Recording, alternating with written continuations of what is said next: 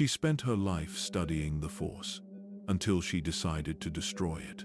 This is the story of Darth Traya, the woman who tried to kill the Force. Before the galaxy knew her name, before Malachor turned her voice to echoes, there was only Kreia, a historian, a Jedi, and something else the Council never understood and never wanted to. Her origins are lost to the archives. No birth records, no homeworld confirmed, only fragments. She came to the Jedi young, but not young enough. Old enough to remember a mother's voice. Old enough to ask why she had to forget it. That was the beginning. Unlike most initiates, Kreia wasn't gifted with visions or prophecy. Her connection to the Force was not fire, it was fog. She did not hear destiny. She heard silence. And in that silence, she found curiosity. While others trained with sabers under the sun, she sat in the shadows of the Jedi Temple's oldest wing, the archives.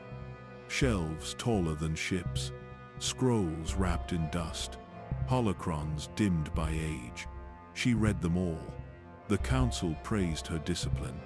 She memorized ancient battles, debated conflicting interpretations of the code, and translated forgotten languages inscribed in Sith ruins. But behind her knowledge was a quiet refusal. She did not believe the Jedi were guardians of truth. She believed they were prisoners of it. Questions began to form slowly, carefully. Why do Jedi deny fear when fear warns us? Why is detachment called strength when it feels like abandonment? Why must we obey the will of the Force when the Force has no voice? Each time, the answers were the same.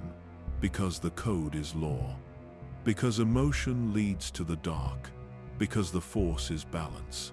But balance, to her, never looked like peace. It looked like death. She never argued. She never disobeyed. But the questions didn't stop. She carried them with her through every mission, every meditation. She began to see cracks in the life. Temple walls, not physical but ideological. Her teachers were repeating words they barely understood. The code was not a path. It was a cage. Still, she stayed. Not because she agreed, but because she believed there had to be something more. Something deeper than dogma. And then, she was chosen to teach. It should have been an honor. It became a curse. The Jedi gave her students. One of them was Revan, and the moment he entered her life, the questions she buried would begin to awaken. Kreia never wanted to shape others. She only wanted to understand. But the Jedi made her a teacher, and that decision would change the fate of the galaxy. She taught without emotion, but not without thought. She believed that knowledge came before obedience. Her students learned to ask questions. Some thanked her, others feared her. To Kreia, the Force was not a gift. It was a puzzle, one that used life, but never explained itself.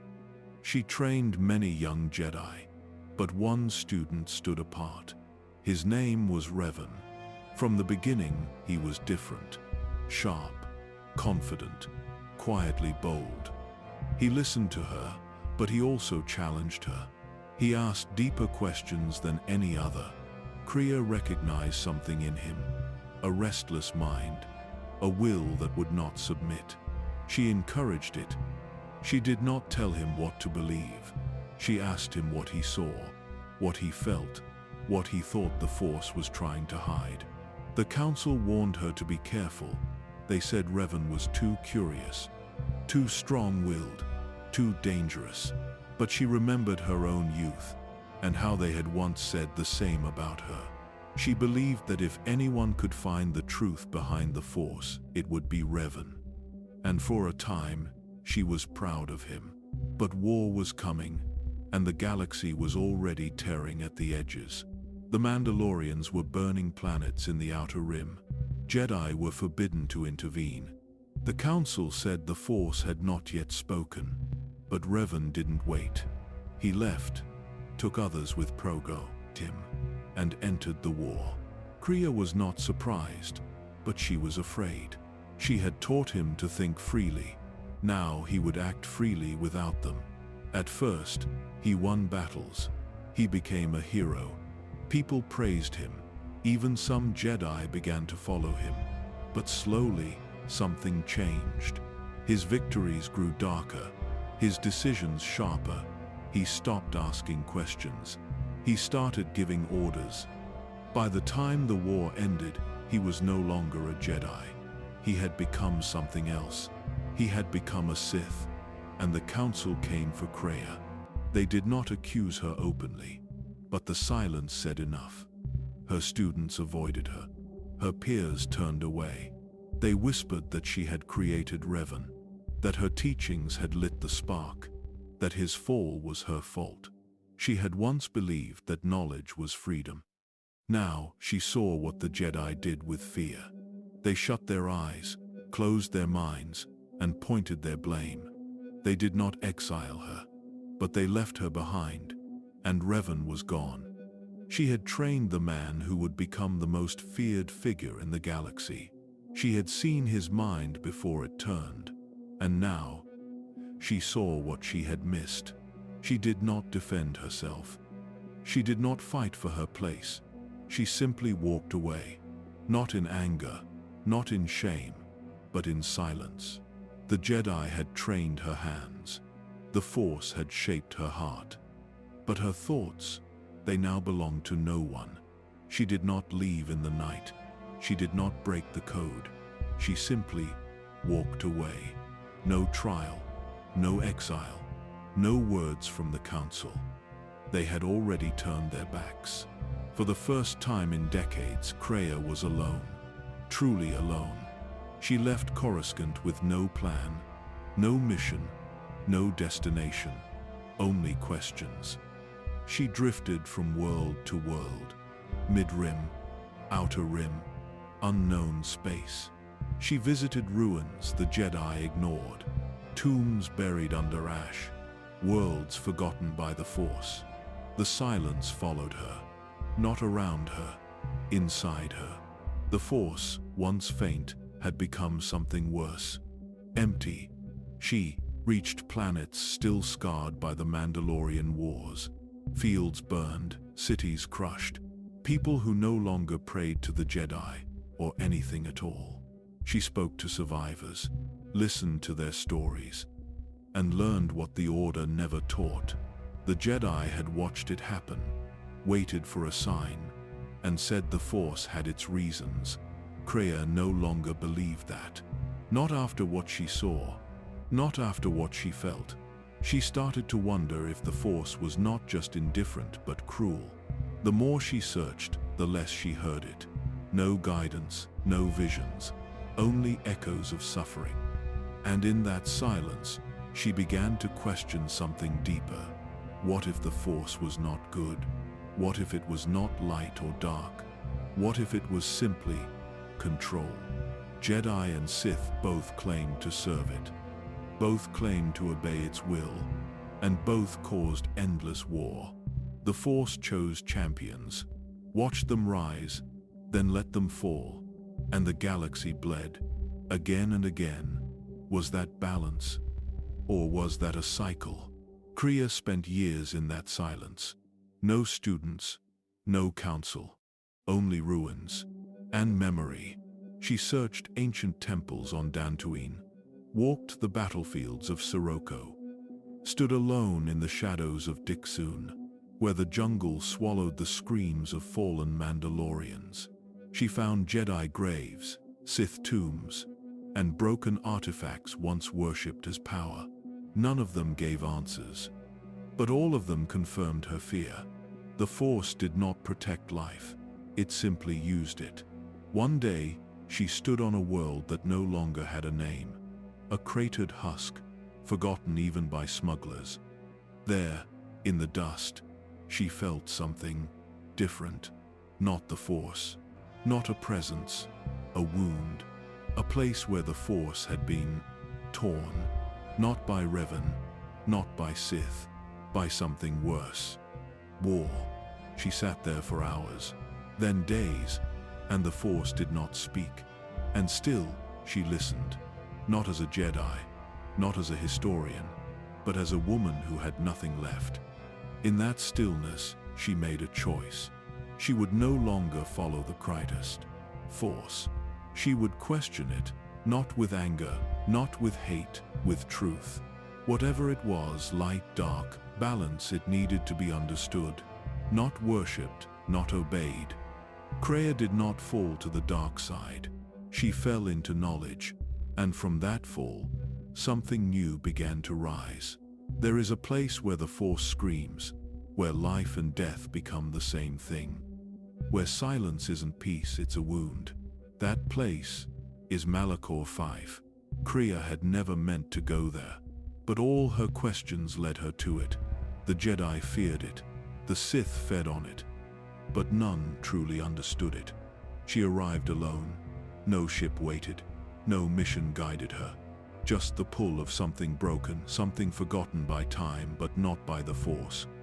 Malachor had been the final battlefield of the Mandalorian Wars. Revan had activated a superweapon there, the mass shadow generator. It killed everything, Jedi, Sith, Mandalorians. The ground cracked, the sky caved in, and the Force bled. When Kreia stepped onto that surface, she felt it. Not power, not destiny, but pain. The kind of pain that leaves no scream, only stillness. The Force was weak there, twisted, like it had been burned and never healed. And yet, she stayed. She wandered the ruins of the Traya Academy. Its halls still whispered with the voices of Sith who had long turned to dust. She did not run from them, she listened. She found broken holocrons, flickering records of Sith rituals, dark philosophies, lost names. She did not recoil. She studied, not to follow, but to understand.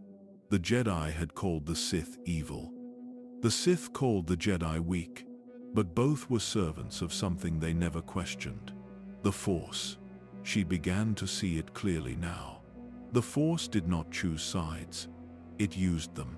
It rewarded war, punished peace, lifted champions, then broke them. Revan, Exar Kun, Ulic Keldroma, all chosen, all fallen. Not because they were evil, but because the Force allowed it, maybe even wanted it. In the cold heart of Malachor, Kreia made her decision. She would not serve the Force. She would challenge it. She would become something neither Jedi nor Sith could accept. A wound in the galaxy. A question that had no answer. And slowly, the darkness answered her back. The Sith teachings of Traya did not tempt her with power. They offered clarity. Pain was not weakness. Doubt was not failure. The Force was not a god. It was a prison. And she would become its betrayal. Kreia did not become Darth Traya in a moment. She became her over years. In silence, in thought, in isolation. Her voice changed, her teachings darkened, but her goal was never destruction. It was truth, and in her truth, she would find others. Two broken men, each with their own wound, each seeking purpose. They would become her new students, her new weapons. But not yet. For now, she was still alone. In the deepest chamber of the Traya core, she sat in meditation, not to speak with the Force, but to wait for it to speak first. It never did, but its silence told her everything. Revan was never like the others. He listened, but only to understand. He obeyed, but never fully. And when he asked questions, they were not born from confusion. They came from clarity. Kreia had trained many Jedi, but none like him. He was sharp, deliberate, and calm. Even as a student, his presence carried weight. He saw the gaps in Jedi teachings, the contradictions between peace and passivity, control and blindness. And Kreia let him look. She did not guide him away from doubt. She sharpened it. not with dark intentions, but with the belief that questioning was a strength. The council noticed. They always did. They warned her not to encourage him, that his mind leaned too far into independence. But she remembered what it meant to be silenced. She would not do that to him. Revan studied under many teachers, but it was Kreia who shaped his foundation, not in lightsaber technique, not in doctrine, in how to think. He consumed knowledge quickly, not just Jedi records but ancient wars, Mandalorian traditions, Sith histories long hidden in the archives.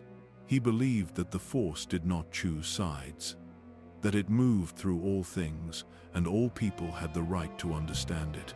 Kreia didn't correct him. Instead, she wondered if he was right. When the Mandalorians began their war of conquest, it happened far from the core.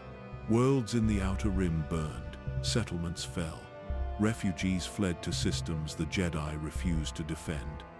The Council chose patience. They said the Force would reveal the right time to act. But the cries of dying worlds had already reached Revan. He called the Council's silence cowardice. He asked Kreia what the right path was. She had no answer. She only told him to follow what he believed was true. He left soon after. He took his closest friend, Alec, who would become Malak, and disappeared into the Outer Rim. Others followed. Some called it betrayal. Others called it bravery. To Kreia, it was both. At first, there was hope. Revan began winning. He built an army, inspired allies, and turned the tide of the war. The Republic called him a savior. Even some on the council began to speak of him with reluctant praise. But Kreia felt something changing. Revan's reports grew colder. His victories became warnings. He no longer asked questions. He gave orders. And when the war finally ended, it was not the Jedi who returned. It was a Sith Lord. He had found something in the unknown regions, something beyond even her understanding. Kreia waited for word, for a message, for some sign that the student she once knew still existed. But nothing came. And in that silence, the Council turned toward her. The war was over. But the galaxy did not feel victory. Worlds still burned, families still mourned, and in the space Revan left behind, something darker grew. He had returned as a Sith. No announcement, no warning. Just a fleet, a mask, and a new war. The Jedi did not understand how it happened, but Kreia did. She had felt it coming. The shift had begun long before the final battle, long before Malachor 5. Even in the archives, even in conversation, there had been moments, small ones, where Revan spoke not of peace, but of order. He had studied the failures of the Republic, the cowardice of the Council, the weakness of the Senate. And in that weakness, he saw a pattern, a wound that would keep bleeding unless someone forced it shut. That someone would be him. He no longer trusted the Force to guide peace. He would bring it himself through control, through fear, through empire. The galaxy watched in disbelief as the hero of the Republic became its enemy. Revan and Malak moved like ghosts. They knew the Jedi's strategies. They struck at supply lines, shipyards, political targets, always one step ahead, because they had learned from the Jedi. And now, they were using it to destroy them. The Order began to fracture. Some Jedi hesitated. Others refused to believe it was true. But Kreia didn't need proof. She knew. She had trained his mind, and she had seen what it could become. She stayed silent in those early days, not out of guilt but out of confusion. She asked herself the same question over and over. Had she failed him? Or had she simply revealed what was already there? The Council did not ask her to help. They did not send for her wisdom. They sent distance. They feared that her influence still lingered in him, that her teachings had led him astray. Kreia felt the blame long before they ever spoke it. Every report of a new system falling, every name added to the dead, every temple left in ruin, and every time someone whispered, he was her student. She did not try to defend herself, because in some ways, they were right. Revan had asked questions she should have challenged. She had encouraged doubt when perhaps he needed direction. She had sharpened a blade and never asked who it would cut.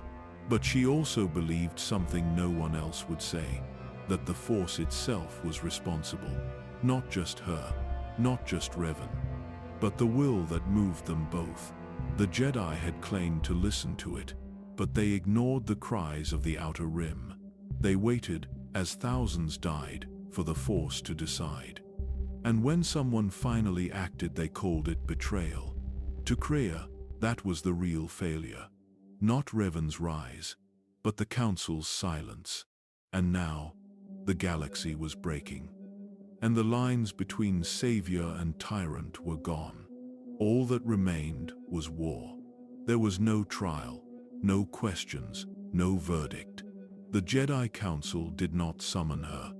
They did not speak her name in accusation, but she felt the judgment all the same. It came in glances, in silence, in the way halls emptied when she entered. The war with Revan had made everything fragile. Trust, discipline, the Jedi Code itself. And in that uncertainty, they needed someone to blame, not for the war, but for the betrayal. They could not reach Revan, but they could reach the one who trained him. Kreia watched as her colleagues avoided her. Old students wouldn't meet her eyes. She was no longer consulted, no longer invited. She remained in the temple, but her presence was unwelcome. They left her in the archives, not as a scholar, but as a ghost. She had taught out of loyalty. She had spoken the truth as she saw it. And now, the Order treated her like a crack in the wall, something that might spread if not ignored. Some whispered that she had joined Revan's cause. Others believed she had planted Sith teachings long ago. None of it was true, but truth was no longer the question. She could feel the Force around her shifting, not turning away but retreating, becoming harder to hear. She wondered if it too was judging her. The archives offered no peace. The text she once loved felt empty. Every phrase she had once questioned now felt like a lie. The Jedi said the Force was balance, but all she saw was collapse. The war, the silence, the Council's fear. If the Force was speaking, no one was listening.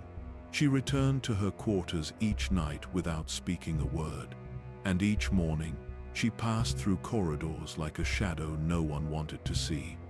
She did not argue, she did not protest, she simply faded. Until one day, she left. No formal exile, no escort, no punishment announced. Just a single figure stepping out of the temple gates, with no intention of returning. She carried nothing but her robes, not even a lightsaber. What use was a blade when the real wound was already inside her? She had entered the Jedi Order with questions. She left with silence. Not the silence of peace, but the silence of abandonment. The Council had claimed to protect the galaxy, but they had protected themselves. From responsibility, from guilt, from her. They would not see her again. And when they did, they would wish they hadn't. She left Coruscant without ceremony. No one followed, no one watched. And yet, the Force did. It trailed her like a shadow, silent, unseen, still present. But it no longer felt like guidance. It felt like judgment. Kreia wandered alone, from world to world, outer rim, mid-rim, forgotten routes between. She spoke to no one. Not because she feared being found, but because she feared being understood. What would she say? That she had trained the galaxy's greatest traitor, that her order had turned its back on her. That the Force, which had once whispered, now refused to speak at all. She had no answers. Only questions heavier now, sharper.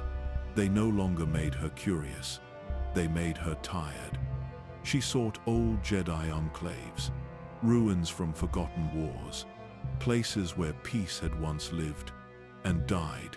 Each one offered the same thing: silence. She stood among collapsed temples, looked at walls scorched by time and conflict. Read the names of masters who had once believed in something, now dust. She waited, meditated, listened, but the Force was quiet, not distant, not absent, but cold. There were moments, brief, painful ones, where she wondered if Revan had been right, if power was the only way to shape peace, if questions without action were nothing, if the Force was not a guide, but a chain. She didn't embrace the dark side. She didn't fall. She drifted, until she reached a place where the Force itself had bled. Malachor 5. The scars of the mass shadow generator still echoed through the crust of that world. The battlefield remained but twisted. The laws of gravity distorted. Life refused to grow. She felt something there she had never felt before. Not darkness, not power, absence. The Force was wounded, torn, bleeding still. And within that wound, she felt something else awaken. Not hope, not anger, clarity. The Jedi had failed her, but they had also failed themselves. They followed a will they could not see. They obeyed a voice that could not be questioned, and in doing so, they gave the galaxy to those who could, to Sith, to warlords, to those like Revan, and perhaps to the Force itself. She sat in the heart of Malachor, among broken stones and lost voices, and she began to understand. The Force was not light, it was not dark, it was control. And control could not be balanced. It had to be broken. That thought was her beginning, not as Kreia, not as Jedi, but as something new, a mind the Force could not shape, a voice that would teach betrayal not as an act of anger, but as an act of truth. And from that truth, others would come. A man who could not die, a lord who only hungered, and a galaxy that would soon learn what happens when the Force is no longer obeyed, but questioned. She had no destination, only distance. The farther she drifted from the core, the quieter the Force became. That was what she wanted. Not peace, not escape, just silence. The kind of silence that did not hide lessons or offer visions. The kind that simply existed without purpose or presence. Kreia passed the last Republic outposts without stopping. She didn't speak her name, didn't explain her robes, didn't carry a lightsaber. There was nothing left of the Jedi in her, only memory. The stars grew fewer, navigation more uncertain. But the silence grew stronger.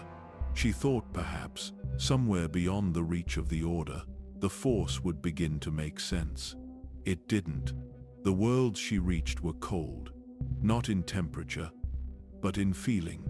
Worlds abandoned after the Mandalorian Wars, systems shattered by the Sith, planets where no one remembered the Jedi, or cared. She landed only when she needed to rest, to walk, to feel. But the Force remained still. It did not guide her, it did not challenge her. It simply watched. And sometimes, not even that. She visited war-torn surfaces where the wind howled through empty cities, where fire marks still burned on stone, where corpses had long been buried, but their choices had not. Kreia sat alone in the ashes of these places. She didn't meditate. She didn't call on the Force. She just listened, but nothing answered. No voice, no vision, no will. The Jedi had once taught her that the Force was everywhere, in life, in death, in balance. But here, in the Outer Rim, that balance had collapsed. Not by dark power, not by Sith ritual, but by consequence, by war, by silence. And the silence was louder than any Jedi teaching. It said, the Force had abandoned these places, or perhaps, these places had abandoned the Force. She began to wonder which was worse. In the emptiness, her thoughts sharpened, not with anger, not with grief, but with clarity. She no longer saw the Force as a current to follow. It felt more like a pattern, one that rewarded strength until it became fear, that praised peace until it allowed destruction. Jedi, Sith, light, dark, it all ended the same way, with silence. She stayed on one world for weeks. No name, no civilization, just fractured stone and dry wind. She walked through broken settlements, touched burnt walls, sat beside shattered bones, and still the Force said nothing. It wasn't punishing her, it wasn't hiding from her, it was simply indifferent. And from that indifference, she learned. The Force wasn't evil, but it wasn't good either. It wasn't a teacher, or a guide, or a will. It was something else, and it had never cared. She looked up at the sky, past clouds that never moved, past stars too distant to name. She whispered the same question she had asked in the Jedi Temple as a child. Why? And in the stillness, she finally understood. There was no answer. The outer rim held more than silence. It held the dead, not bodies, not bones, but the weight of what had once been believed and then lost. Kreia stepped onto forgotten worlds, one after another. Some had no names, others carried names no one dared speak. Places where the Force had once burned bright and then gone cold. She visited a temple on Telos 4, shattered by orbital strikes. Its halls were blackened, open to sky, its archives nothing but ash. The Jedi had built it as a place of healing. But healing was not enough when the war came. On Korriban's edge, she stood at the mouth of a tomb that had collapsed in on itself. She did not enter. She did not need to. Even buried, the voices of the Sith still clung to its stone, not as wisdom but as hunger. On Cathar, she touched the sands where Mandalorians had once wiped out a species. The Jedi had done nothing then, just watched. Each world taught her something new, but not with words, with emptiness. She did not find holocrons, she found ruins. She did not find legends, she found aftermath. The Jedi taught that death must be mourned. The Sith taught that death must be conquered, but neither stayed behind to learn from it. Kreia stayed. She walked battlefields where no one had returned to bury the fallen, felt the echoes of lightsabers clashing over ideas both sides had already forgotten. Jedi who died for peace, Sith who died for power, and both, now dust. She sat in the crater of a world where a fleet had once been destroyed in orbit. There was no wind, no sound, only her breath. She closed her eyes, and for a moment she tried to reach the Force, to feel something, but all she felt was the echo of its absence. It was not gone. It had simply left nothing behind. She began to wonder if the Force cared more about motion than meaning, that it did not seek peace, only events, only outcomes. It raised warriors, let them fall, then moved on, never grieving, never explaining. The dead worlds showed her that, not because they were evil, not because they were forgotten, but because they were proof that belief had limits. That doctrine broke when tested by fire, that both Jedi and Sith had built empires on a force they never truly understood. Kreia remained in the outer rim, not for hope, but for honesty. The further she went, the more the illusions faded. There were no wise masters here, no ancient Sith lords to reveal forbidden secrets, only aftermath. only consequences. And in those quiet places, she began to think of something new. Not power, not revenge, but purpose, not given by the Force, not granted by destiny, a purpose built on truth. And truth, she realized, was not a light, it was a shadow, a place where no one else dared look. It began without sound, no vision, no dream, just a feeling, faint at first, like the way darkness feels different in a closed room than in open night. Something was there, not watching, not calling, just waiting. Kreia was on a world near the edge of a collapsed hyperspace route. It had no orbiting satellites, no known settlements. Its surface was cracked like old glass. She had landed only because her ship needed repairs. She planned to stay one night. She stayed 3 weeks. There was no life on the surface, no animals, no plants, not even insects. But the Force was thicker here, not alive but dense, like the air before a storm that never comes. She didn't meditate, didn't try to reach it. She just stood still and felt something feel her. It wasn't light, it wasn't dark, it didn't speak, but it noticed. The Jedi would have called it dangerous. The Sith would have tried to bind it. Kreia did neither. She simply let it be, and in return, it did the same. At night, she sat on the open ground. No fire, no shelter, only silence. And every time she closed her eyes, she felt it closer. Not as fear, but as a tension, a presence without intention, a question that never asked. It was the opposite of the Force she had known. The Jedi's Force moved through all things. It spoke in moments of peace, of stillness, of light. This did not. This waited, not to teach, not to guide, to see what she would do. And for the first time in her life, she realized something terrifying. The Force had never listened to her, but this did.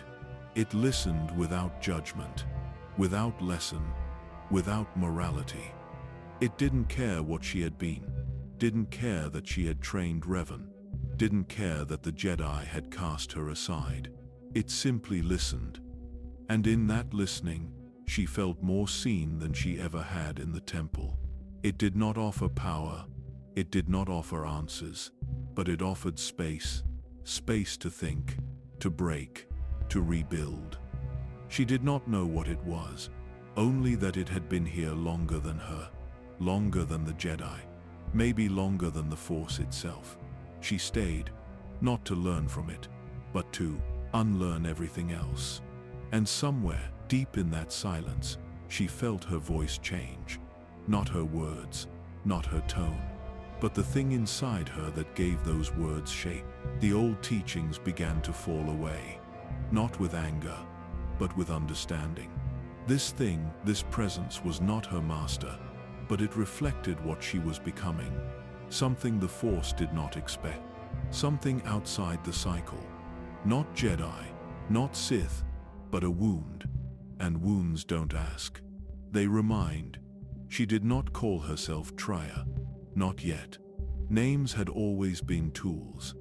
She was still shaping the one she would become. But the woman who had once been Jedi no longer existed. Her voice was quieter now, measured. It didn't tremble with emotion. It didn't seek to comfort.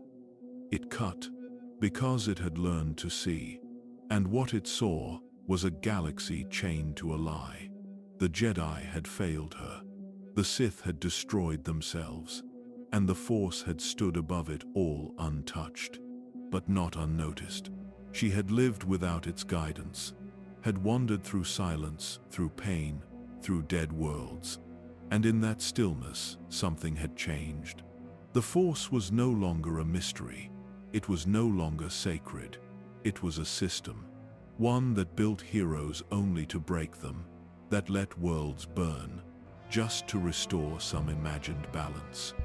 That whispered only to those it needed and abandoned the rest. It had no loyalty, no love, no morality, just motion. And Kreia had been one of its many tools. She remembered her life as a Jedi. The words she repeated, the history she preserved, the students she trained. None of it had mattered. Not because it was wrong, but because it had all been built to protect the Force. Not people, not truth, not peace, just the cycle. And now, she would break it. Not through war, not through armies, through knowledge, through betrayal. Betrayal of the Jedi, who had trusted doctrine over thought. Betrayal of the Sith, who had worshipped power but understood nothing. And most of all, betrayal of the Force itself. Because no one had ever done that. They had served it, defied it, tried to control it, but no one had ever tried to kill it. She would, not with a blade, not with a super weapon, but with an idea that the Force did not deserve worship, that it was not a guide but a parasite, and that those who followed it blindly were part of the wound. It would take time. She would need others, not followers, instruments, those who had been broken by the Force like she had. And in time, she would find them. Two dark souls who had already been left behind. But for now, she was alone. And that was enough. On a world no longer mapped, beneath stars that offered no direction, she spoke her final words as Kreia. And when the echo faded, Darth Traya opened her eyes. Not to see, but to begin. Malachor did not call her. It waited. It had waited for centuries. Since the first Sith War. Since the ancient Jedi had sealed it in silence.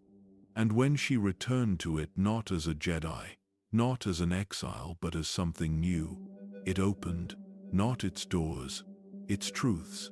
The planet still bore Revan's sin. The mass shadow generator had torn the surface open like broken bone.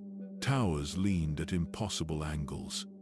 The Traya Academy, once hidden beneath layers of stone, now sat exposed, a black wound at the heart of a dead world. She walked its halls slowly, not as an explorer, as a listener. And this time, the Force did not remain silent. It bled. The walls whispered, not in words, but in memory.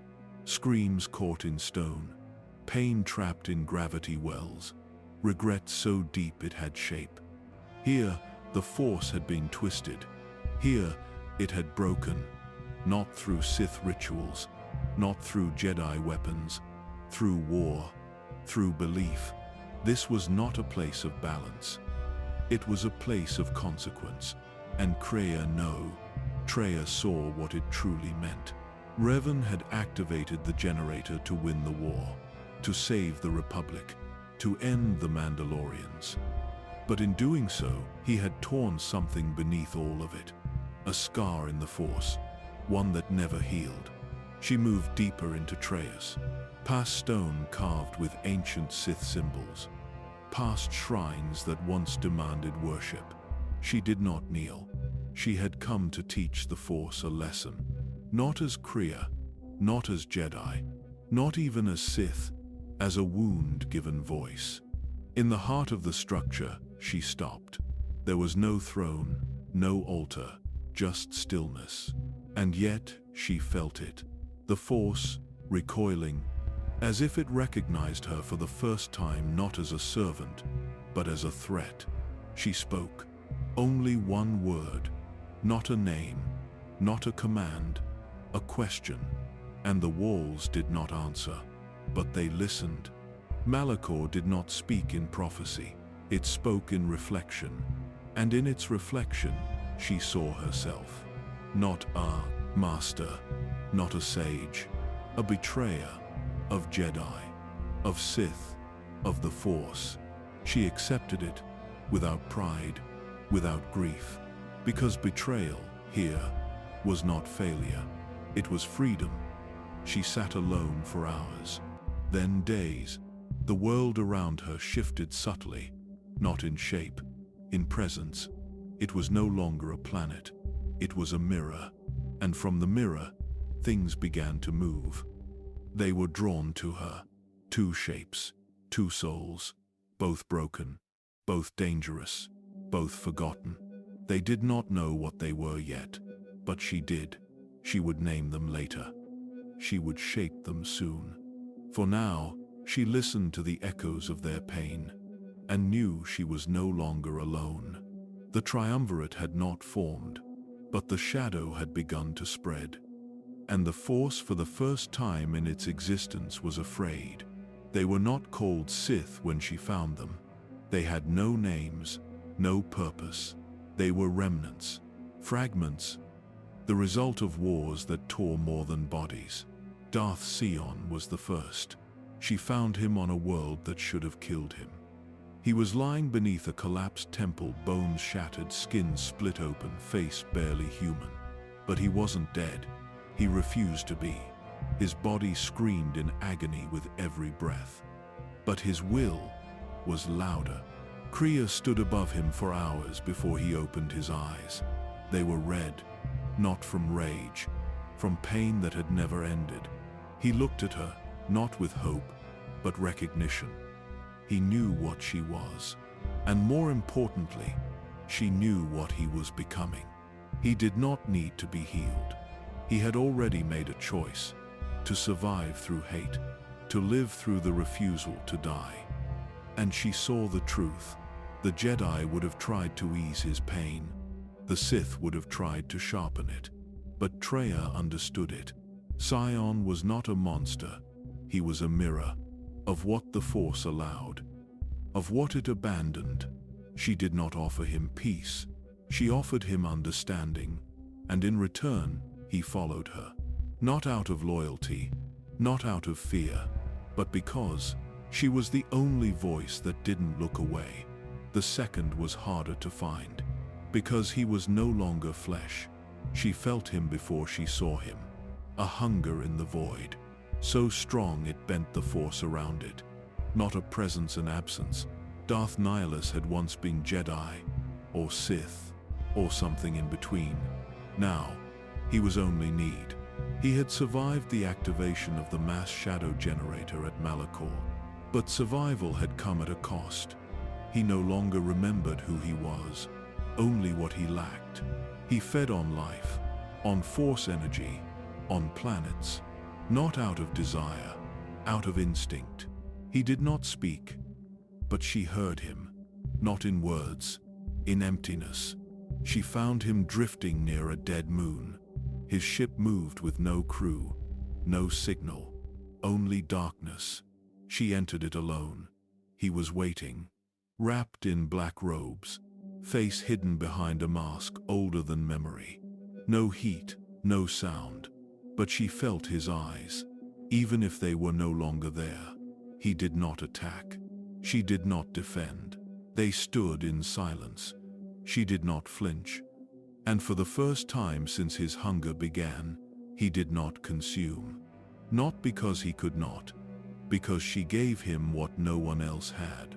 A place to exist, not as a weapon, not as a curse, but as a truth. He followed her too, and with him came death. Not sudden, not loud, but slow, like a galaxy forgetting itself. Traya stood between them, one man who refused to die, another who could no longer live, and she did not lead them with power. She led them with purpose. They were not students, they were wounds, like her, and together they would become something else. They did not swear loyalty, they did not kneel.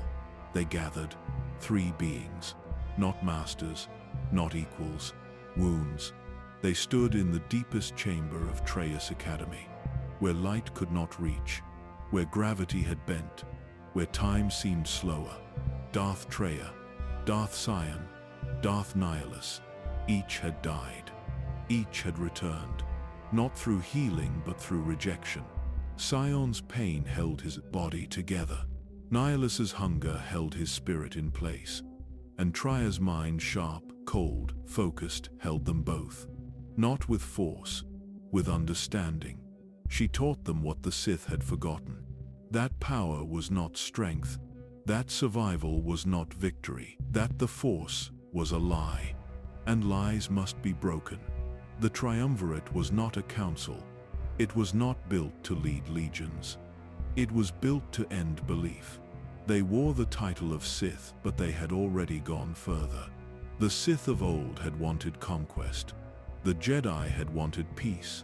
The Triumvirate wanted silence. The silence that comes after the Force has been undone. After the will of the galaxy has been severed. Traya did not give orders. She gave purpose. Sion became the enforcer. His body a message. That pain could be defied. That death was a choice. He moved without fear, because fear could no longer reach him. Nihilus became the consequence. He needed no army, no blade.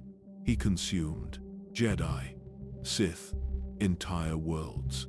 And Traya watched, not to control them, but to shape what they represented. Three faces of one heresy. Sion, the refusal of death.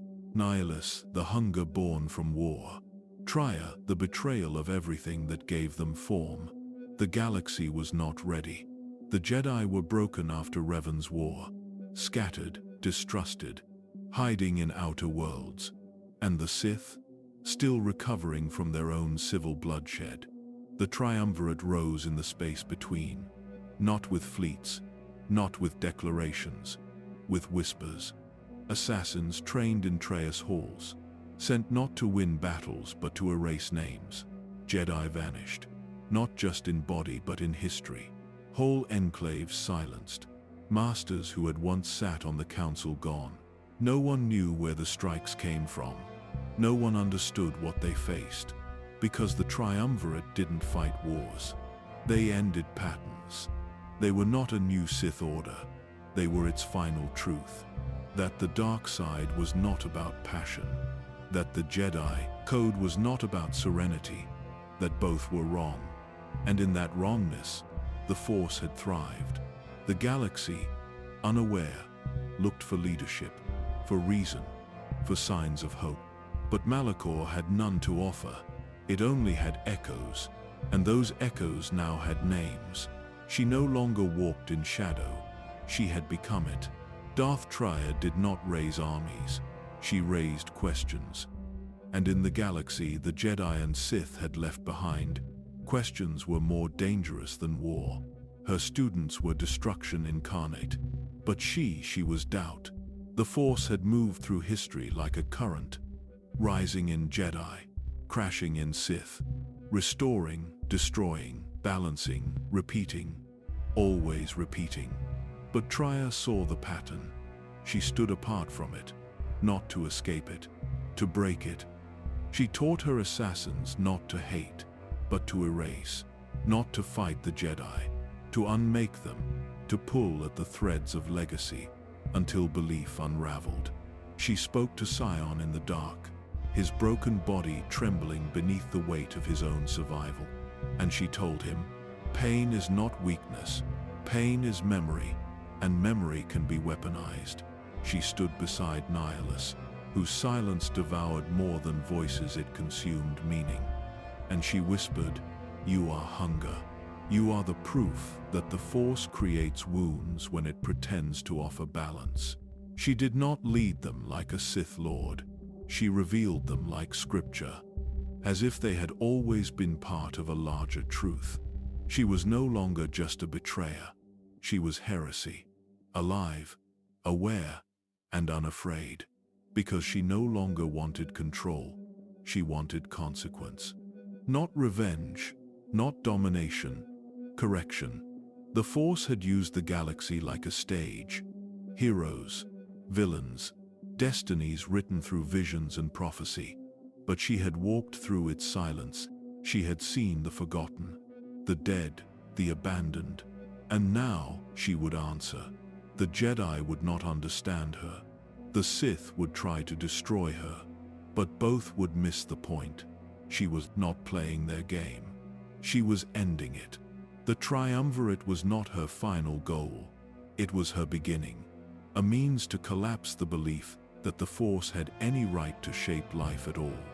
not through grand speeches, but through extinction. Traya knew the galaxy would never change by persuasion, only by removal. If Jedi kept dying, the Force would stop choosing them. If Sith kept consuming, the Force would fracture under its own hunger.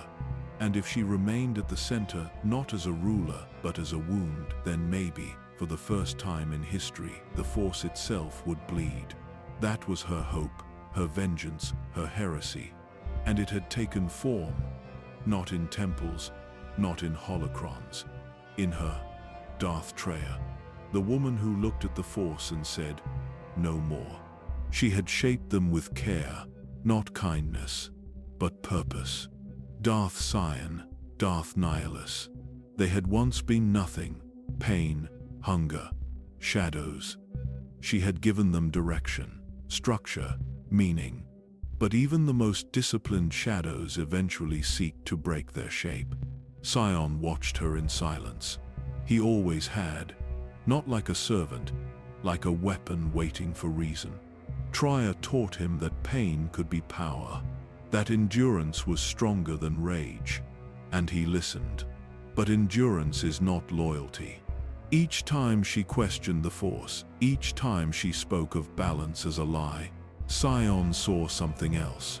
Not clarity, not courage, doubt. And doubt was weakness. He did not understand her truths. He didn't want to. He wanted direction. Clear, cold, absolute. And she, the one who had freed his will, had also become its target. Nihilus was different. He did not think. He felt. Endlessly. A void that fed on power and forgot the reason it needed it. Traya had given him shape, a voice, a path. But hunger does not remember favors. She began to notice the silence between them. Fewer words, longer absences. Traya's academy grew colder. Not in temperature, in connection. Her students no longer came to her chambers unbidden. They no longer waited to be summoned. They were learning. Yes, but not what she intended. They were learning how to be alone, how to become what she had warned them about, how to forget what it meant to listen. And she, the architect of this truth, began to feel the walls shift. The whispers in the stone, once responsive, now echoing too far away. She sat longer in meditation, not for peace, but for clarity. And clarity came. She had taught them that the Force was a prison, that survival was defiance, that destruction could be purpose. But she had forgotten the oldest lesson, that power is a mirror, and mirrors crack. She began to sense movements without names, conversations that stopped when she entered, plans shaped in silence. Sion's eyes followed her now with something sharper than obedience. And Nihilus no longer looked at her at all. He only stared past. They had not rejected her teachings. They had followed them to their own end, and she was no longer part of it. She had given them freedom. But freedom is not a leash. It cannot be held. Not even by a betrayer. Not even by Traya. Traya still echoed with her voice. But fewer answered. The assassins still obeyed. The acolytes still watched her steps. The rituals were still performed. But it was all theater. A throne with no loyalty is just a seat. Sion no longer spoke to her with reverence, only silence. His gaze was hollow, always focused beyond the conversation. Not in defiance, but in anticipation. He was waiting for a shift, for a moment, for her to show the weakness he already believed was there. And Nihilus, he did not speak anymore. He only fed. The hunger had deepened. He no longer distinguished between Jedi or Sith. He consumed worlds, massacred enclaves, drifted through space like a wound looking for sound. Traya felt him slipping. At first, she tried to guide him, to speak through the Force, to remind him that hunger must be shaped, or it devours itself. But Nihilus had passed that point. He didn't hear her. Or perhaps, He chose not to. She had once believed she could direct their pain. Focus it, turn it against the Force itself. But pain has no memory, and hunger has no allegiance. She began to see what she had built. A triumvirate not held together by trust but by trauma. And now, trauma was all that remained. The academy felt heavier, not with bodies, with silence. Whispers grew behind her back. Footsteps stopped when she approached. Orders were carried out with cold precision, but not with belief. She knew this feeling. She had lived it once before. The Jedi had not cast her out with words. They had abandoned her, with quiet rooms and unspoken shame. And now, so had the Sith. Different robes, same betrayal. She returned to her private chambers and stood before a mirror. She looked older, not in years. In distance, not tired. Removed, she had come to Traya with vision, with clarity, with truth. And now, that truth stared back at her and asked one question. What do they need you for now? The answer came without resistance. They didn't. Sion believed he could rule through fear. Nihilus no longer needed to rule at all. And Traya, she had become the ghost they no longer feared. She remained calm. She did not beg. She did not shout. She only prepared, because she knew what was coming. And it would not come through challenge. It would come through consequence. The teachings had turned inward. The triumvirate had begun to consume itself. It happened beneath the academy, not in the grand halls where the Sith gathered, not before an audience. Betrayal never needs witnesses. She had felt it for days. The shift in the air, the stillness of the halls, the way footsteps stopped just out of sight. Sion had called for her. His voice carried through the corridors, heavy, deliberate, calm, not the shout of a soldier, the tone of someone who already knows the outcome. She walked to him without guards, without fear. They met in the core chamber, where the cracks of the planet glowed faintly red beneath the stone. Sion stood waiting. Nihilus lingered in the shadows behind him, silent as always. They did not bow. She did not expect them to. Traya looked at them both and saw the truth she had always known. They were not her failures. They were her reflection. Pain, hunger, betrayal, all standing before her. Sion was the first to speak. His voice broke, like the bones that held him together. "You taught me strength through pain," he said. "But you have forgotten it." She said nothing. "You speak of truth," he continued. "Yet you fear the power it brings." He took a step closer. The air shook with his presence. Flesh tore. And still he did not fall. Traya's voice was quiet, measured. "Strength is not survival, Sion. It is restraint." He laughed. "A broken sound. Then you are weak." Nihilus moved, then slowly. The air warped around him. The sound of space itself bending. The Force screamed. He did not speak. He did not need to. His hunger spoke for him.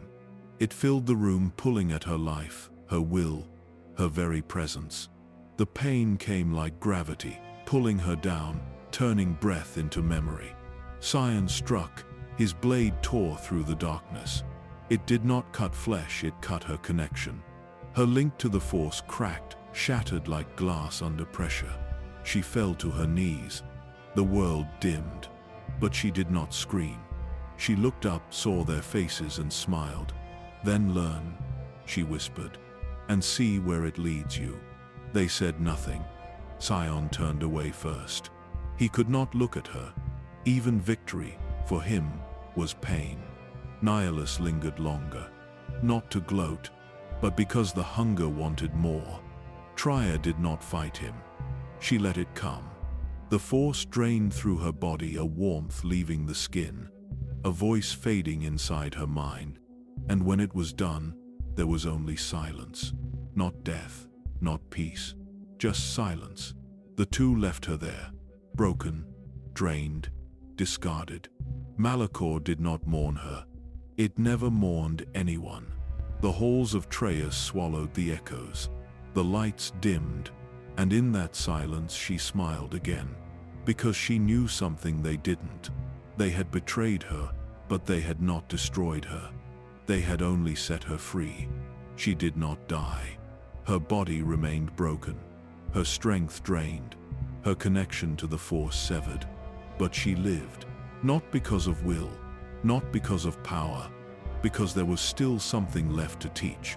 They had taken her throne, they had taken her name, but they had not taken her truth. And in the absence of power, truth becomes sharp. The halls of Traya forgot her. Her voice was no longer heard in the rituals. Her name was removed from records. The assassins spoke only of Sion and Nihilus. But in the dark places beneath the floors, in the broken chambers sealed by time, she waited, not to return, to reflect. Pain had not defeated her. She had walked through it too many times. Abandonment did not surprise her. The Jedi had done it first. But this time, she saw the pattern. She had believed the Sith could be reshaped, that the Triumvirate could be a tool to unravel the Force itself. But it wasn't enough. Pain cannot sustain a vision. Hunger cannot build a future. She had tried to build a truth from wounds, and wounds always reopen. So she changed, not in anger, in silence. Her robes faded, her skin thinned, her voice grew softer, but her mind sharpened. She was no longer a master, no longer a Sith. She was something else now, a teacher, not of doctrine, not of loyalty, of questions, of the kind that break worlds. She left Malachor without a ship. No one saw her go. No records kept her departure. But she returned to the galaxy wounded, quiet, invisible. And in her silence, she began to listen again. To the ripples in the Force, to the tremors of another wound. Not her own. Someone else was moving. Someone who had once turned away from war. Someone who had cut themselves off from the Force to survive Malachor's shadow. A Jedi exile. And in that exile, Traya heard an echo. A mind that had known war. That had felt the betrayal of both Jedi and Sith. That had walked the edge and returned with questions. She followed it, not with intention, with curiosity. Because perhaps, this time, she wouldn't teach destruction. She would teach understanding. Not peace, not balance, truth. And through that truth, she would give the Force something it had never faced. A choice. Not to be obeyed. Not to be followed. To be judged. Her name had once been Kreia. Then Darth Traya. Then nothing. Now, she was only a voice in the shadows. Waiting. Watching. Preparing. Because her story was not over. And neither was the lesson. She felt it before she understood it. A tremor in the Force. But not like a disturbance. Not like danger. Like absence. Not destruction. Something quieter. A stillness where power should have been. It was not empty. It was resisting. She had walked among wounds before. Planets scarred by battle. Beings twisted by hunger. She had touched pain. She had listened to echoes. But this was different. It did not scream. It did not pull. It whispered by refusing to be heard. She traced it across systems. Not by coordinates, but by silence. Everywhere the presence moved, the Force dimmed. Not because it was dying, because it was being ignored. And when she finally found the source, she stopped. It was a Jedi. No, it had been a Jedi. A woman, calm, unarmed, carrying no authority, no title. Only a quiet certainty that the Force had once been hers, and she had let it go. Mitra Surik, the Jedi Exile. Traya had read her name once, long ago, in the fading records of the Council's final years. The one who had fought beside Revan, the one who had chosen war over obedience, the one who had returned from Malachor Fifth and cut herself off from the Force. No punishment, no trial, only exile. They had feared her, not because of what she had done, but because of what she made them remember. That obedience was not purity, and survival did not require faith.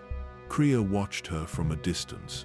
For hours, then days, she expected to feel anger, bitterness, some echo of defiance. But there was only silence, not hollow, still. Mitra had made her choice long ago, and she had lived with it without pride, without regret. It was the same silence Kreia had once found in the Outer Rim, the same stillness beneath Trayus. But this time, it had a voice. Not loud, not seeking followers, just present, unmoving, unashamed. And Traya understood. This was not a student. This was not a servant. This was not someone to mold. This was a mirror, and it terrified her. Because in that woman, she saw a version of herself who had never needed to betray anyone to be free. But it also gave her something else. Hope. Not that Mitra would fix the galaxy. Not that she would rise. But that she might learn something no one else had survived to understand. That the Force could be questioned and still obeyed. That one could be broken and still choose to stand. That power was not in the voice that commands the Force, but in the soul that can walk away from it. They met in a corridor of stone. No temple, no battlefield, no ceremony, just silence. Kreia walked toward her slowly. Old robes, tired steps, no lightsaber, no mask. Mitra turned, but she didn't draw a weapon. She didn't need to. She had already cut herself off from everything dangerous. The Force didn't speak between them, but something else did. Recognition, not of face, not of name, of absence. They had both been cast out. Both walked away from the same voices. Both had buried faith and carried its weight. And in that weight, neither broke the moment with words. It was Traya who finally spoke. Her voice was calm, measured, worn like the pages of an old book. "You carry no anger," she said. "Not even for the ones who exiled you." Mitra didn't answer. "You left the Force, and it let you go." Still, she said nothing. Kreia stepped closer. Not to confront, to confirm. This woman was not like Revan, not like Sion, not like Nihilus. She did not seek war. She did not hunger for power. She simply continued. That made her more dangerous than all of them. "I knew you would return," Kreia said. This time, the exile looked up. Eyes that had seen Malachor, eyes that had seen Revan's war, eyes that had watched the Jedi fall and felt nothing worth saving in it. But there was no hatred in them, only patience. "If I have returned," Mitra said quietly, "then it wasn't for the Council, and it wasn't for the Force." That was the first truth they shared. Kreia did not smile. There was no satisfaction in it, only understanding. "I am not here to guide you," she said. "I have no path to offer." Mitra nodded once. "Good," she replied. "I don't follow anymore." It was not a refusal, it was a boundary, and Traya respected it. They walked together after that. Not as master and apprentice, not as allies, just as two people who had run out of people to explain themselves to. Their bond didn't form through the Force. It formed in the spaces where the Force had failed them. Kreia did not tell stories. She asked questions, small ones, pointed ones.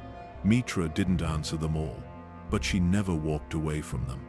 They moved from planet to planet not to fight, but to find out who still remembered the Jedi and who still feared the dark. They watched a galaxy that had forgotten the meaning of both. And through it all, Kreia listened. Mitra did not preach. She did not seek revenge. She sought responsibility, not for her exile, but for the war she helped shape. That, Kreia had never seen before. She had met power, she had met loyalty, she had met pain, anger, hunger, but she had never met someone who survived history and came back to carry its burden. She saw something else too. Mitra still believed not in the council, not in the code, but in people. And that would be tested, not by Traya, by the truth they would uncover together. She didn't want to shape her. Not at first. Kreia had shaped too many, and watched each one become something the galaxy learned to fear. But Mitra was different. She didn't want control, didn't want absolution, didn't even want answers. She just wanted to understand why the Force had gone silent, and why its silence felt so loud.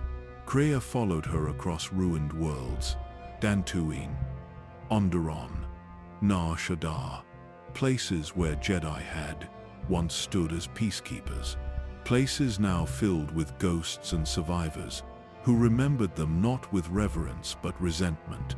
They found Jedi in hiding, and sometimes in denial. And each time Mitra offered them a choice. Not redemption, not war, just the chance to be honest. Some followed, others fled, a few fell. And in every one of them, Kreia saw another wound the Force had left behind. She began to guide the exile, not with commands, but with questions. Why do you help them? She would ask. Even after they cast you out. And Mitra would answer without hesitation. Because someone should. That answer frightened Kreia. Not because it was wrong, but because it still believed something could be made right. She watched Mitra connect with others. A pilot, a murderer, a loyal soldier, a droid without a master.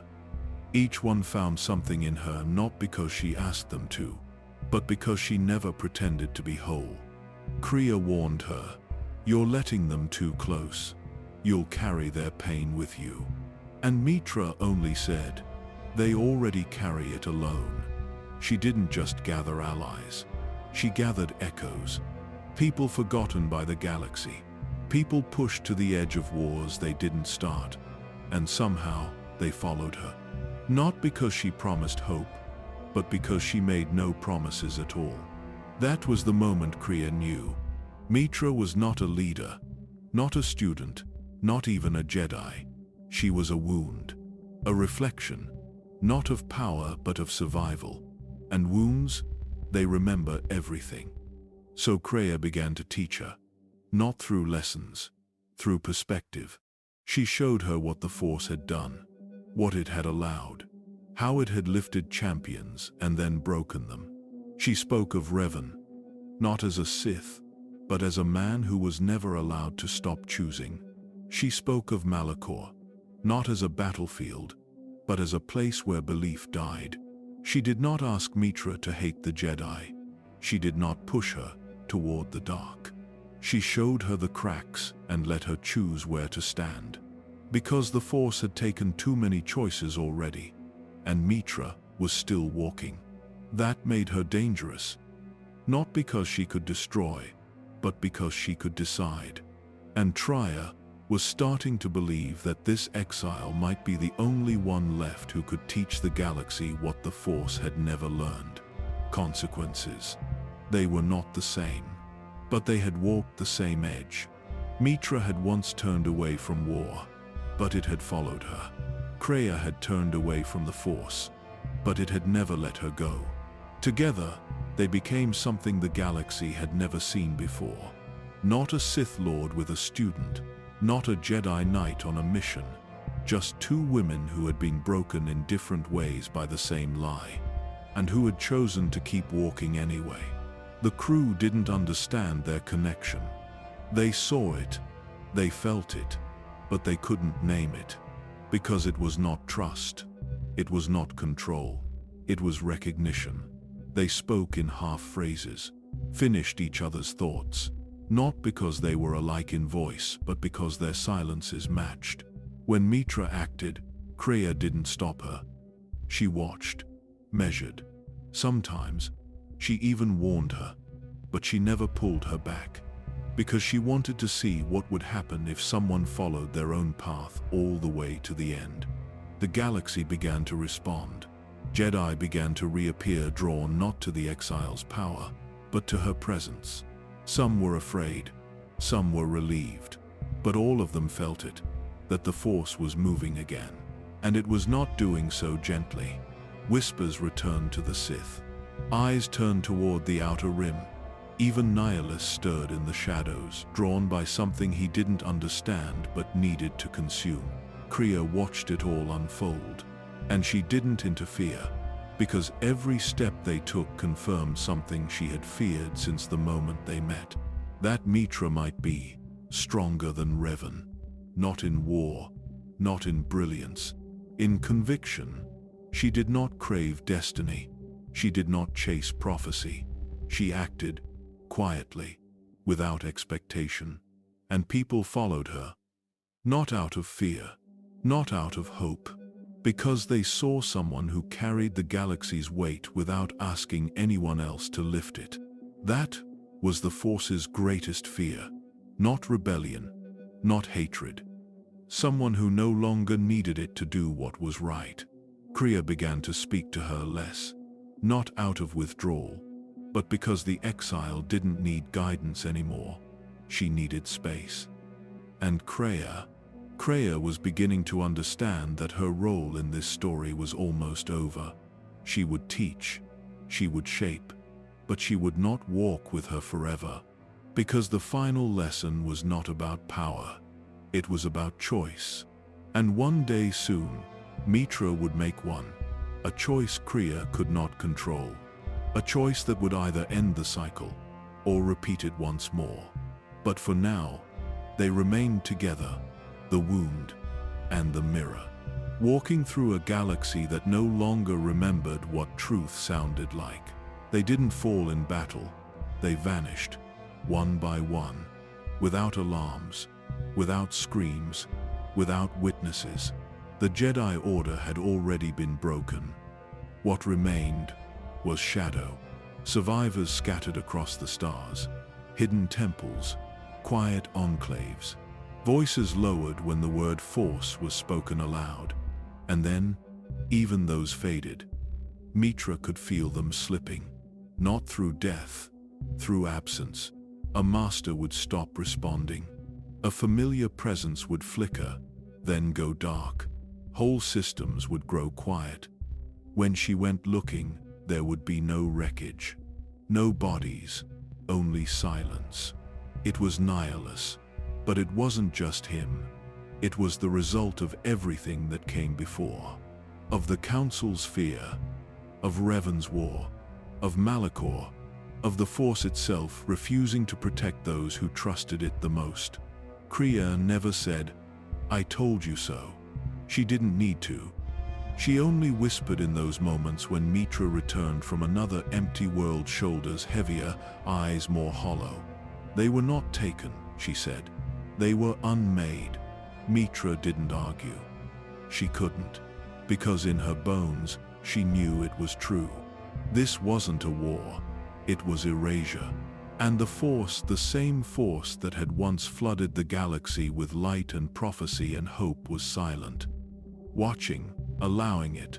Kreia would sit beside her on the ship, her voice low, not mocking, measured. "This is the end of belief," she'd say. Not by blade, but by consequence. It didn't make the losses easier, but it made them clearer. The Jedi hadn't been defeated. They had failed to adapt, to question, to change. And now, they were being forgotten. The crew felt it too. Even those who had no love for the Order.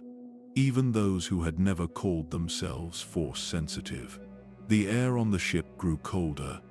Not from temperature, from tension. No one spoke loudly anymore. Every jump to hyperspace felt like an escape. And through it all, Mitra remained steady. Not because she wasn't breaking, but because there was no one else left to carry the weight. Kreia watched her closely, not with judgment, with curiosity. The Force was killing its own children. And still, this one walked forward. No prophecy, no chosen name, just steps. That terrified Kreia more than Nihilus ever could. Because a wound that continues walking becomes a lesson the galaxy cannot ignore. And Mitra Surik was becoming a lesson. She had felt hunger before, in war, in exile, in silence. But this was different. Nihilus was not a person, not anymore. He had no thoughts, no language, no shape beyond what the Force barely allowed him to keep. He moved through space like a wound. His ship did not broadcast. It bled. Every system he passed through fell quiet, not because he conquered, because there was nothing left to conquer. He did not rule. He emptied, and the Force obeyed him. That was the part Kreia never explained, the part that haunted Mitra more than anything else. Nihilus wasn't outside the Force. He was still part of it, still woven into its will. The same will that once raised Jedi from the ashes, the same will that claimed to protect balance, now gave shape to a voice that did not speak, but devoured. He had once been Jedi, that much was certain. But no memory of that remained, only instinct. He consumed Force sensitives by reflex, as if his survival depended on it, because it did. He arrived at Qatar, a world of Miraluka, a world of vision beings born without eyes, but filled with the Force. He consumed the entire planet in moments, not through invasion, not with fleets, with hunger. When Mitra arrived, there was no city, no sound, no atmosphere, just dust, and a single survivor, Visas Ma, the last of her people, taken by Nihilus, shaped by his emptiness, and given as a gift to Mitra, not as a threat, as a message. She did not know if it was cruelty or curiosity, but it worked. Visas was broken, but not blind. She felt something in Mitra that Nihilus did not, could not. Hope without faith, purpose without prophecy. And she turned, not with vengeance, with sorrow, because what her master had become was not power, it was hunger without memory. Traya said it best. He is a hole in the Force, a voice without meaning, a death that does not understand what it takes. And still, Mitra would have to face him, not to defeat him, but to stop what he represented. The Force had allowed him to become this, because it had allowed too much silence, too much obedience, too much balance without justice. When the time came, she boarded his ship, the Ravager, and walked through halls that pulsed with emptiness. The walls didn't feel dead, they felt hollow, like lungs that forgot how to breathe. And when she stood before him, he said nothing. He only reached for her through the Force, not to speak, to consume. But she didn't break, because she had already lived without the Force once before. She met his hunger with stillness, and for the first time, the shadow hesitated. She struck, not with rage, not with light, with will. And when he fell, he did not scream. He collapsed inward, like a voice returning to silence. Not death, erasure, the kind he had given to so many. When it was over, Kreia said only one thing. That was not victory. That was mercy. And she was right, because Mitra had not destroyed Nihilus. She had destroyed what the Force had allowed him to become. Sion did not speak through fear. He spoke through pain. Every word, a fracture. Every movement, a scream his body had forgotten how to voice. He had once been human, once a Jedi. Some said he followed Exile Kun. Others believed he served under Revan. But none of that mattered now, because the man was gone. and all that remained was a lesson. Kreia called him a failure, but she had trained him not to lead, to suffer, because pain, she believed, was the only teacher that could not lie. He had learned well, his bones shattered, his flesh torn, his death constant, but he willed himself to live every moment, not because he believed in life, because he refused to surrender. He could not die, and so he could not be defeated, not truly. And yet, he followed Traya. He hated her, but he needed her, because her voice gave his pain meaning. Her presence gave his emptiness a shape. When she was cast down by her own apprentices, he stood beside Nihilus, not in loyalty, in survival. But when Mitra returned, when the exile began to rise, he saw something familiar, a scar, a wound, a mirror. She had lived through the mass shadow at Malachor. She had felt every Jedi voice go silent in her mind. And yet, she walked, not like him, not with defiance, with control. That terrified him, because Sion did not understand control, only resistance. When they fought, it wasn't about winning, it was about what it meant to stand. He fell, then rose, then fell again. Mitra struck, he broke, and then rebuilt himself through will alone. He smiled, but it wasn't joy, it was desperation. He begged her to give in, to feel the pain, to let it anchor her like it anchored him. She didn't, and slowly, his strength began to fade, not because she was stronger, because she didn't need pain to exist. That was his weakness. He could not understand peace, only defiance. And in that moment, he saw something in her that Traya had never given him. Freedom. Freedom from the wound. Freedom from the lesson. She wasn't just winning, she was releasing him. And for a brief moment, he let go. The cracks remained, but the fire behind his eyes dimmed. He collapsed not as a monster, but as a man finally allowed to rest. No final words, no prophecy, just silence. Kreia said nothing when Mitra returned, but in her eyes there was recognition, not pride, not approval, recognition. Because the Force had created Sion, and Mitra had undone him without erasing what he was. Another wound closed, not healed, closed. And in that quiet, the path to the final betrayal began to take shape. The war was over, but Kreia wasn't smiling. She had guided the exile through silence, through shadows, through death. And now, the galaxy was quiet again. But that quiet did not feel like peace. It felt like waiting. Mitra didn't ask what came next. She had never needed a purpose beyond the next step. But Kreia had always known this was coming, because her plan had never ended with Nihilus or Sion. They were distractions, lessons, proofs. They were not the final trial. Mitra was. The Force was still watching, still pulling, still weaving threads no one could see, and Traya had seen enough. So she left. No argument, no speech. She simply vanished. A trace on the ship's sensors, a fading presence in the crew's memory. When Mitra found her again, it was not to reunite. It was to finish the story, because Traya had returned to where it all began.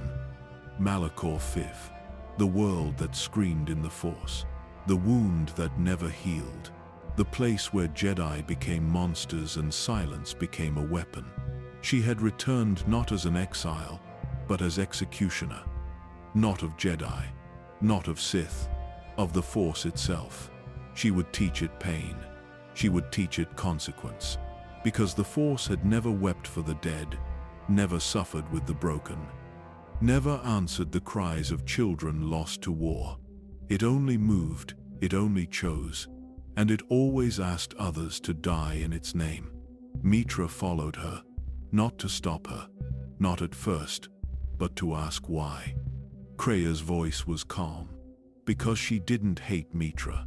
She loved her, in the only way she could, enough to test her, enough to hurt her, enough to betray her. Because belief that is never questioned is slavery, and loyalty that is never broken is blindness. They fought, not as enemies, as mirrors that could no longer look away.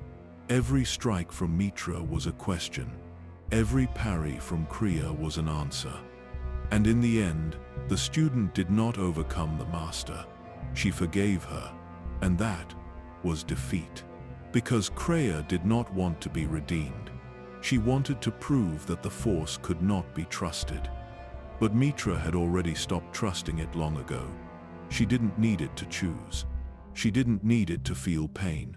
And in her mercy, Kreia's lesson became complete. The betrayal had always been coming. But it had never been the Exile's. It was Traya's, her final gift, her final curse. And when she fell, there were no screams, no explosions, just two women, in the deepest wound of the galaxy, letting go of what they thought they had to be. Malachor had not changed, because wounds don't heal, they scar.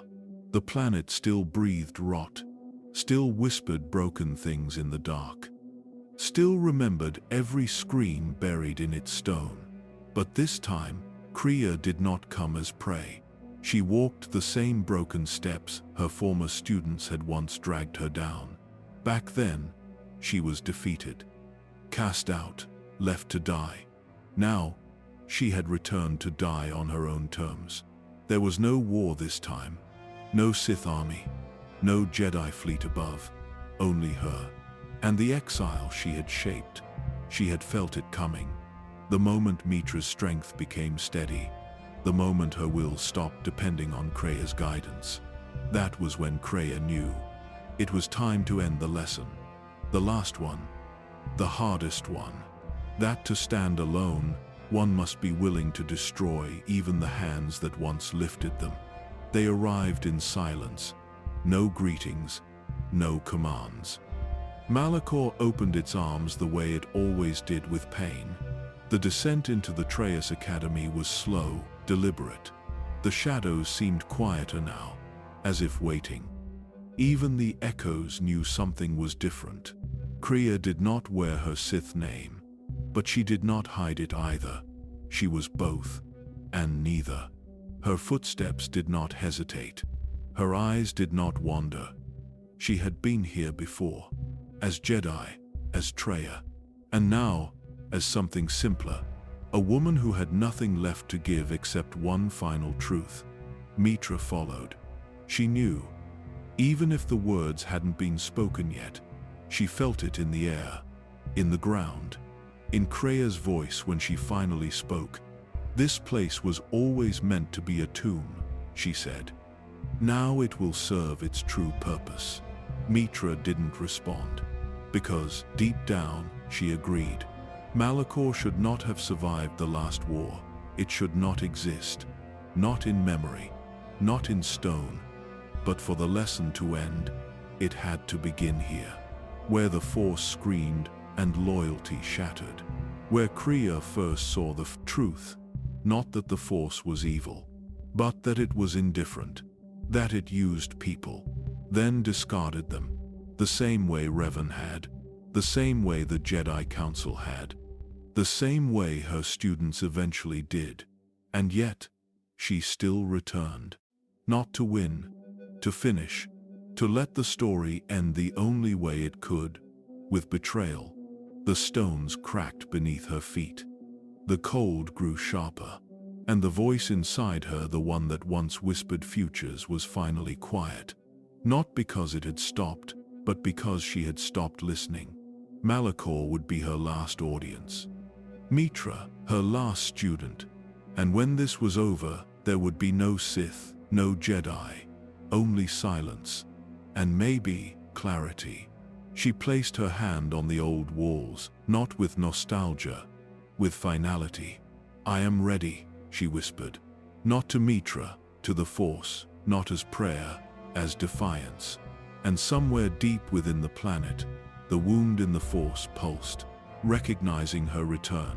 Knowing what she had come to do, they stood in the core of the Traya Academy, the deepest place on Malachor, the place where light could not reach, and time stopped pretending to move forward. The walls bled with old power, not fresh, not alive, but clinging, as if the Force itself refused to let go of the pain it had birthed here. Mitra waited. But Kreia did not begin with anger. She did not raise her voice. She didn't even reach for her weapon. Instead, she sat, not as a Sith Lord, not as a Jedi Master, but as a teacher who had carried a lesson too heavy for any other. "This is where I lost everything," she said. "Not just my students, not just my name, but belief." Mitra didn't move, because she had already heard this in pieces in Traya's bitterness, in Kreia's calm cruelty. In every moment she was taught to question what she once defended. But this time was different. This wasn't teaching, it was truth. Kreia looked at her like a mother who had outlived her child's need for comfort. "You think you understand me, but you don't," she said. "I never wanted power. Not the kind that Nihilus sought. Not the kind that Sion worshipped. They were distractions. Echoes of pain twisted into hunger. What I wanted was to break the chains, not of the Jedi, not of the Sith, of the Force." She spoke slowly, like someone remembering what it felt like to be betrayed by something that wasn't supposed to choose sides. "I have watched the Force give strength to tyrants, to monsters, to heroes. It gives visions to the weak, and silence to the ones who need answers. It does not serve balance, it serves itself." Mitra wanted to speak, but Kreia raised a hand. This was not a conversation. This was a confession. She stood now, walked the edge of the circular chamber, her shadow stretching across the carved stone. When Revan turned, "I did not hate him. I understood him. When you left the Order, when you turned away from everything, you did not fall. You grew, and the Force punished you for it." Mitra flinched. Not because it wasn't true, but because she had never admitted it aloud. "You hear silence, because it fears you," Kreia said. "You walked away from its will, and yet you still walk." She paused, looked at her one last time. "I wanted you to see the galaxy as I did, not to make you like me, but so you could decide what must come after. You have walked through the death of Jedi, the madness of Sith, and the ruin of a galaxy that no longer listens. And now," she sighed, "you must decide what comes next." There was no rage in her voice, no venom, only fatigue, not of body, of soul. "I brought you here so that you would kill me." Mitra's heart shook, but her feet did not. "I am not your enemy," she said. Kreia's eyes dimmed. "But I must be. Because without pain, you would still hope. Without betrayal, you would still follow. And without loss," she looked at the Force wound behind her, "you would never be free." The last lesson wasn't about power. It was about choice. And that's why it had to end here, where every choice had once been taken from them. There was no war cry, no call to arms, no explosion of hate. When Mitra drew her blade, it hummed softly, as if even the weapon knew this was not about victory. Kreia did not flinch. She did not posture. She simply raised her hand, and her lightsabers came to life. 3 of them, orbiting her like quiet stars. Not red, not purple. Their color no longer mattered. Their meaning had already been carved in silence. They circled her slowly, the way thoughts circle memory. Each one an echo of a life she had abandoned. She moved first, not with speed, with grace. Her feet glided over ancient stone, her strikes surgical, measured, deliberate. Mitra blocked them all. Not because she was stronger, because she was ready. For the first time, she wasn't reacting. She was choosing.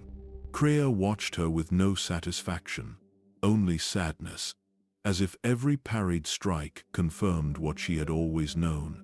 Mitra had outgrown her. The force screamed around them. The wound at the center of the Traya's core pulsed, not in pain, in anticipation. Every movement was a conversation they could never speak aloud.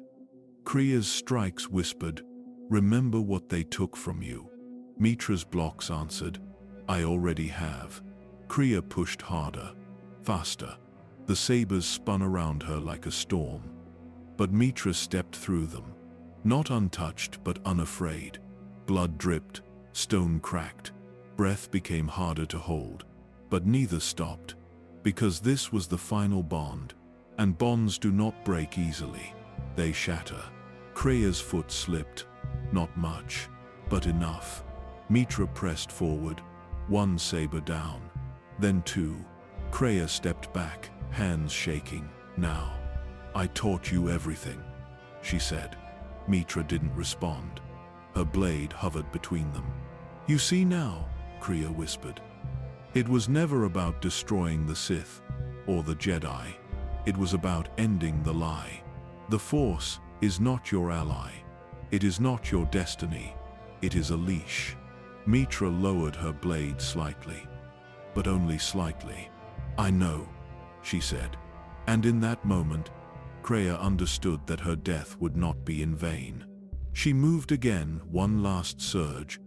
The final blade screamed through the air, a red arc of desperation. Mitra turned, stepped in, and struck.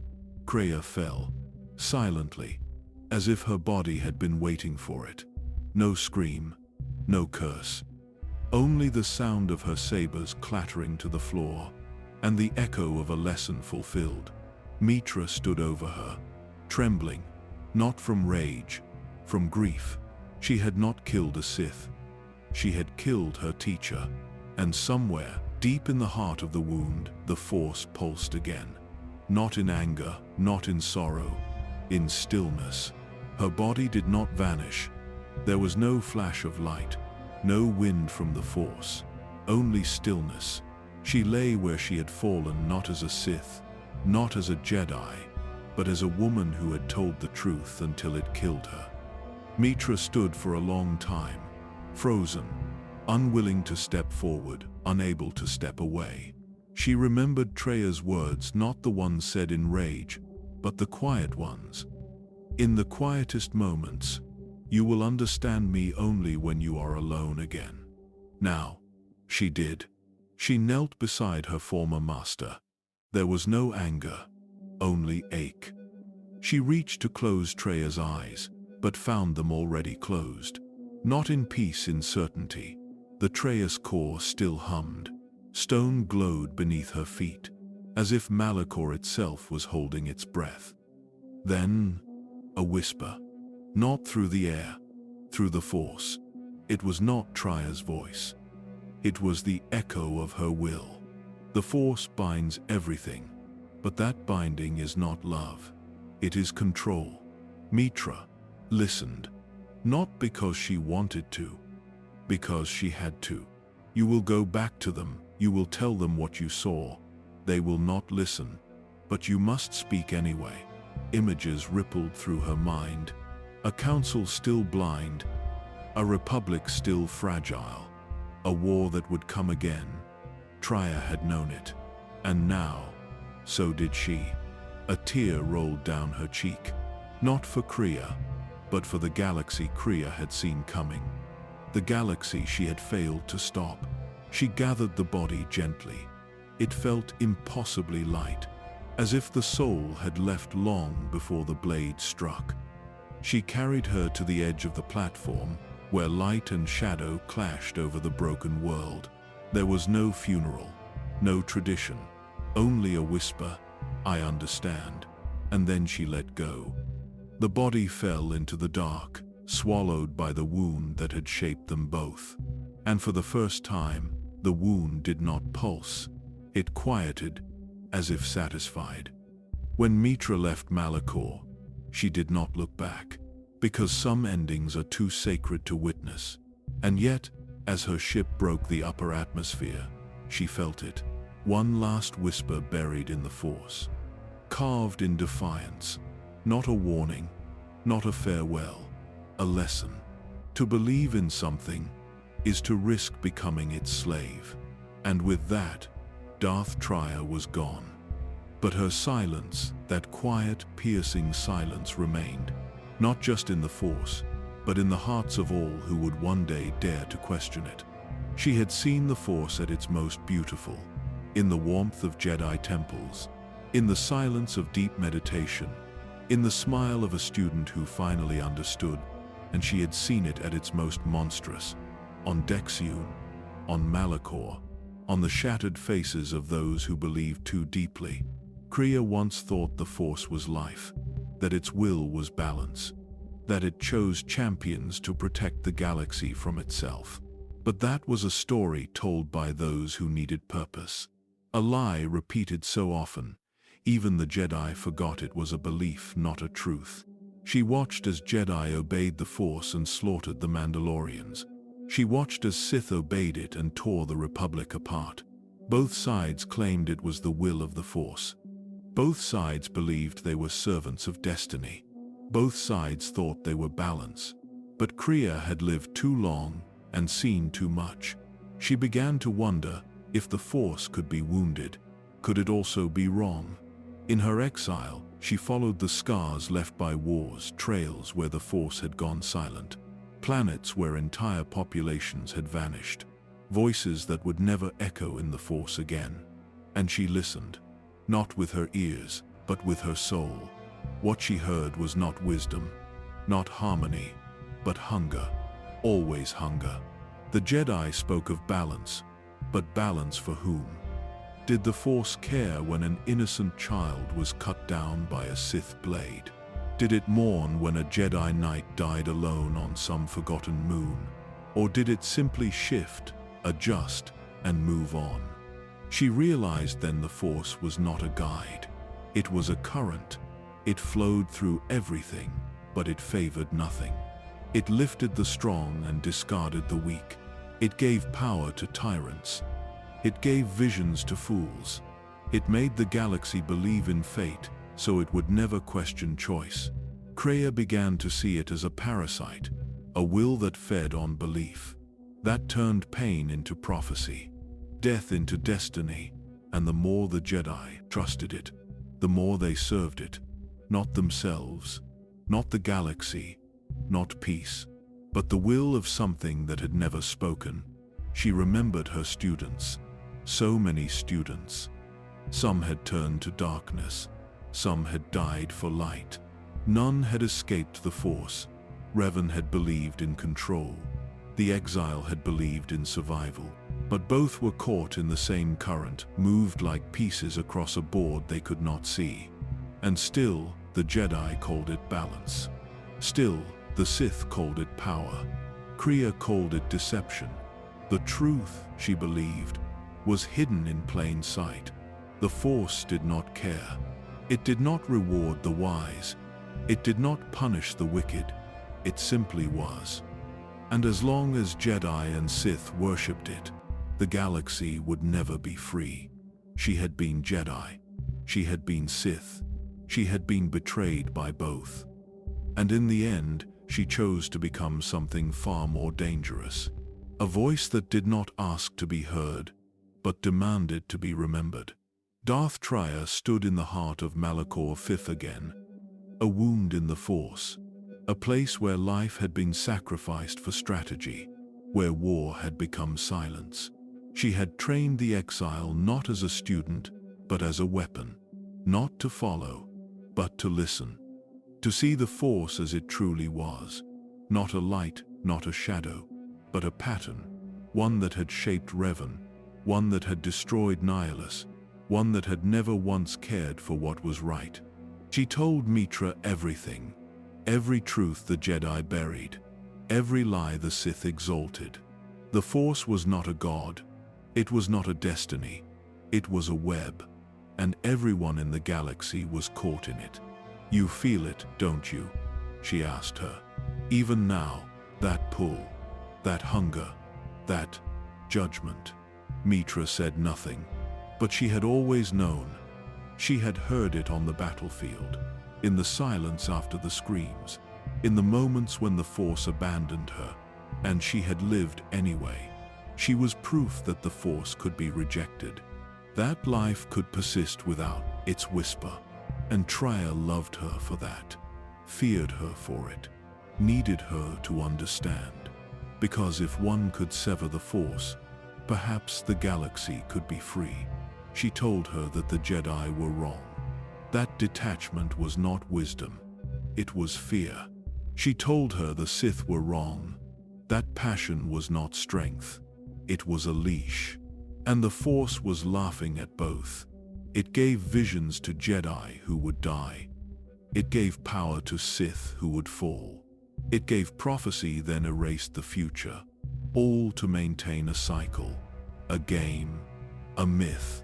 Balance had become nothing more than a reset. Each war, each purge, each victory temporary.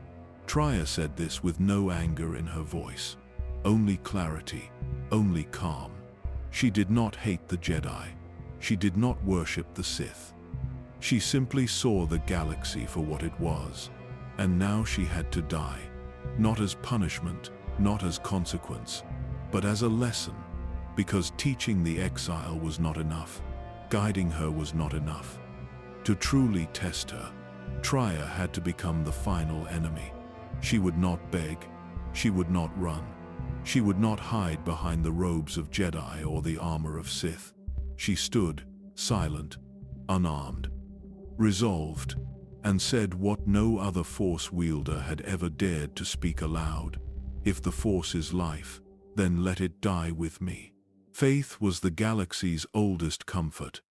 It had carried the Jedi through centuries of war, and given the Sith purpose when everything else was taken from them. But faith had also blinded them. Because belief, when never questioned, becomes obedience.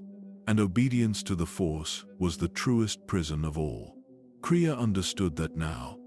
It had taken her a lifetime of loyalty to realize that devotion had only ever made her smaller.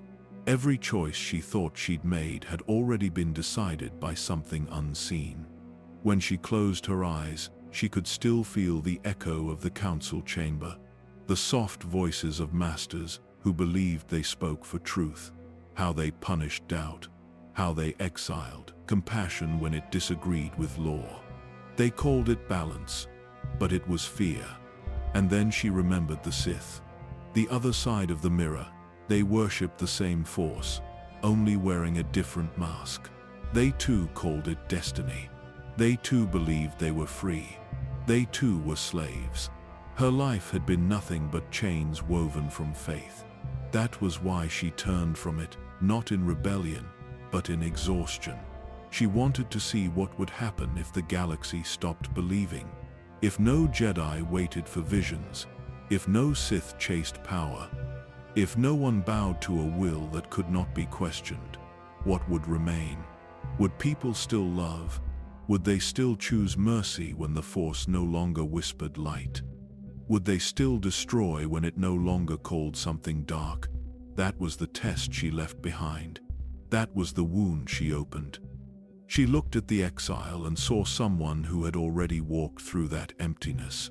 Mitra had once severed herself from the Force and lived, and in that living, she had proven something Kreia had only dared to hope, that life could exist without faith.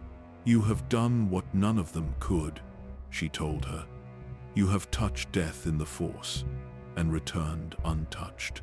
She smiled, faintly, almost tenderly. "Do you understand what that means?" Mitra didn't answer. She didn't need to. The Force around them trembled, not in power, but in fear. Because for the first time in its long history, it had found something it could not control. A being who acted without its will. A soul who did not need its light or its shadow. That was why the Force would never forgive them. Kreia felt it even as her strength faded. It watched her. It listened. It waited for her to die so it could rewrite her story. But she spoke faster now, pushing through the pain, each word another wound in the current that surrounded her. "The Force is not balance," she said. "It is hunger disguised as harmony. It does not want peace. It wants motion, conflict, change, so it can feed on meaning. The Jedi believe they are instruments of good. The Sith believe they are agents of freedom. But both are fuel, and the Force burns them until nothing remains." Mitra lowered her head. Her blade was still in her hand. Its light flickered like a candle at the edge of a storm. Kreia reached out and touched it. Her hand trembled, her eyes softened. "I do not want you to hate it," she whispered. "I want you to see it, to live with eyes open. That will be your punishment, and your gift." The Force shivered. Malachor groaned. The air itself seemed to bow to the truth she had spoken. In that moment, Kreia felt it, the smallest break in the pattern. A stillness. A pause. For a single heartbeat, the galaxy stopped believing. And in that heartbeat, she smiled. Because that was all she had ever wanted. Not destruction, not vengeance. Just a moment when everything was quiet enough for truth to exist without faith. There was no scream when Kreia died. No final curse. No thunder in the Force. Only silence. Not the absence of sound, but the kind that follows when something ancient breaks, and the galaxy does not know how to respond. Malachor 5, the place of her beginning and her end, remained still. Its dark stone breathed one last time beneath her body. Its deep scars pulsed quietly, as if waiting for a command that would never come again. Mitra stood over her, weapon dimming, hands cold. She had struck down masters before. She had ended Sith. But this was different. There was no victory, no peace, only weight. She looked down at the woman who had taught her everything and destroyed everything else. And even now, she couldn't tell which part was the lesson. Kreia's eyes had already closed, but her presence lingered not as a ghost, not as a Force echo, but as something more dangerous. A question, unanswered, unshaken, unwilling to die, because what she had said still remained. It would take centuries for the galaxy to admit it, even longer for the Jedi to feel it. But her voice had been heard, and the Force, for all its power, could not erase it. She was gone, but the silence she left behind would echo in every temple, every vision, every flicker of doubt in every future Jedi who ever felt something was wrong, but couldn't explain why. Somewhere deep in the ruins, the shadows moved. Not Sith, not spirits. Just memory trying to shape itself around a woman too complex to be claimed by either side. The galaxy would try to forget her. Historians would reduce her to a Sith Lord who turned on her own. The Jedi would label her a wound, a traitor, a danger. But Mitra knew better. She carried that silence now, not as a burden but as a mirror. Every choice she made from that day forward would be weighed against the stillness Kreia had left in her heart. And that stillness would whisper, always, "You are free now." Not because the Force chose you, but because you chose yourself. That was Kreia's legacy. She did not want followers. She did not want statues or stories or holocrons. She wanted eyes to open, and silence to grow louder than prophecy. In that silence, Mitra turned away. She did not bury the body. She did not speak a eulogy. She simply walked. And the galaxy turned slowly onward, never knowing what had just ended, or what had just begun. A legacy feared. She died without witnesses. No Jedi Council stood in silence. No Sith holocron marked her passing. There was no flame, no tomb, no final echo. And yet, across the galaxy, something shifted. Something small, something quiet. A wound that had once whispered now closed. She had spoken against the Force itself, and the Force, true to its nature, said nothing in return. But the ones who had heard her, they didn't forget. Not all at once. Not completely. Her words lingered, in memory, in questions, in fear. They did not remember her name, but her voice still reached them in the dark. After Malachor, the Republic limped forward, as it always had. The Jedi Order, fractured and exposed, began to rebuild its ranks.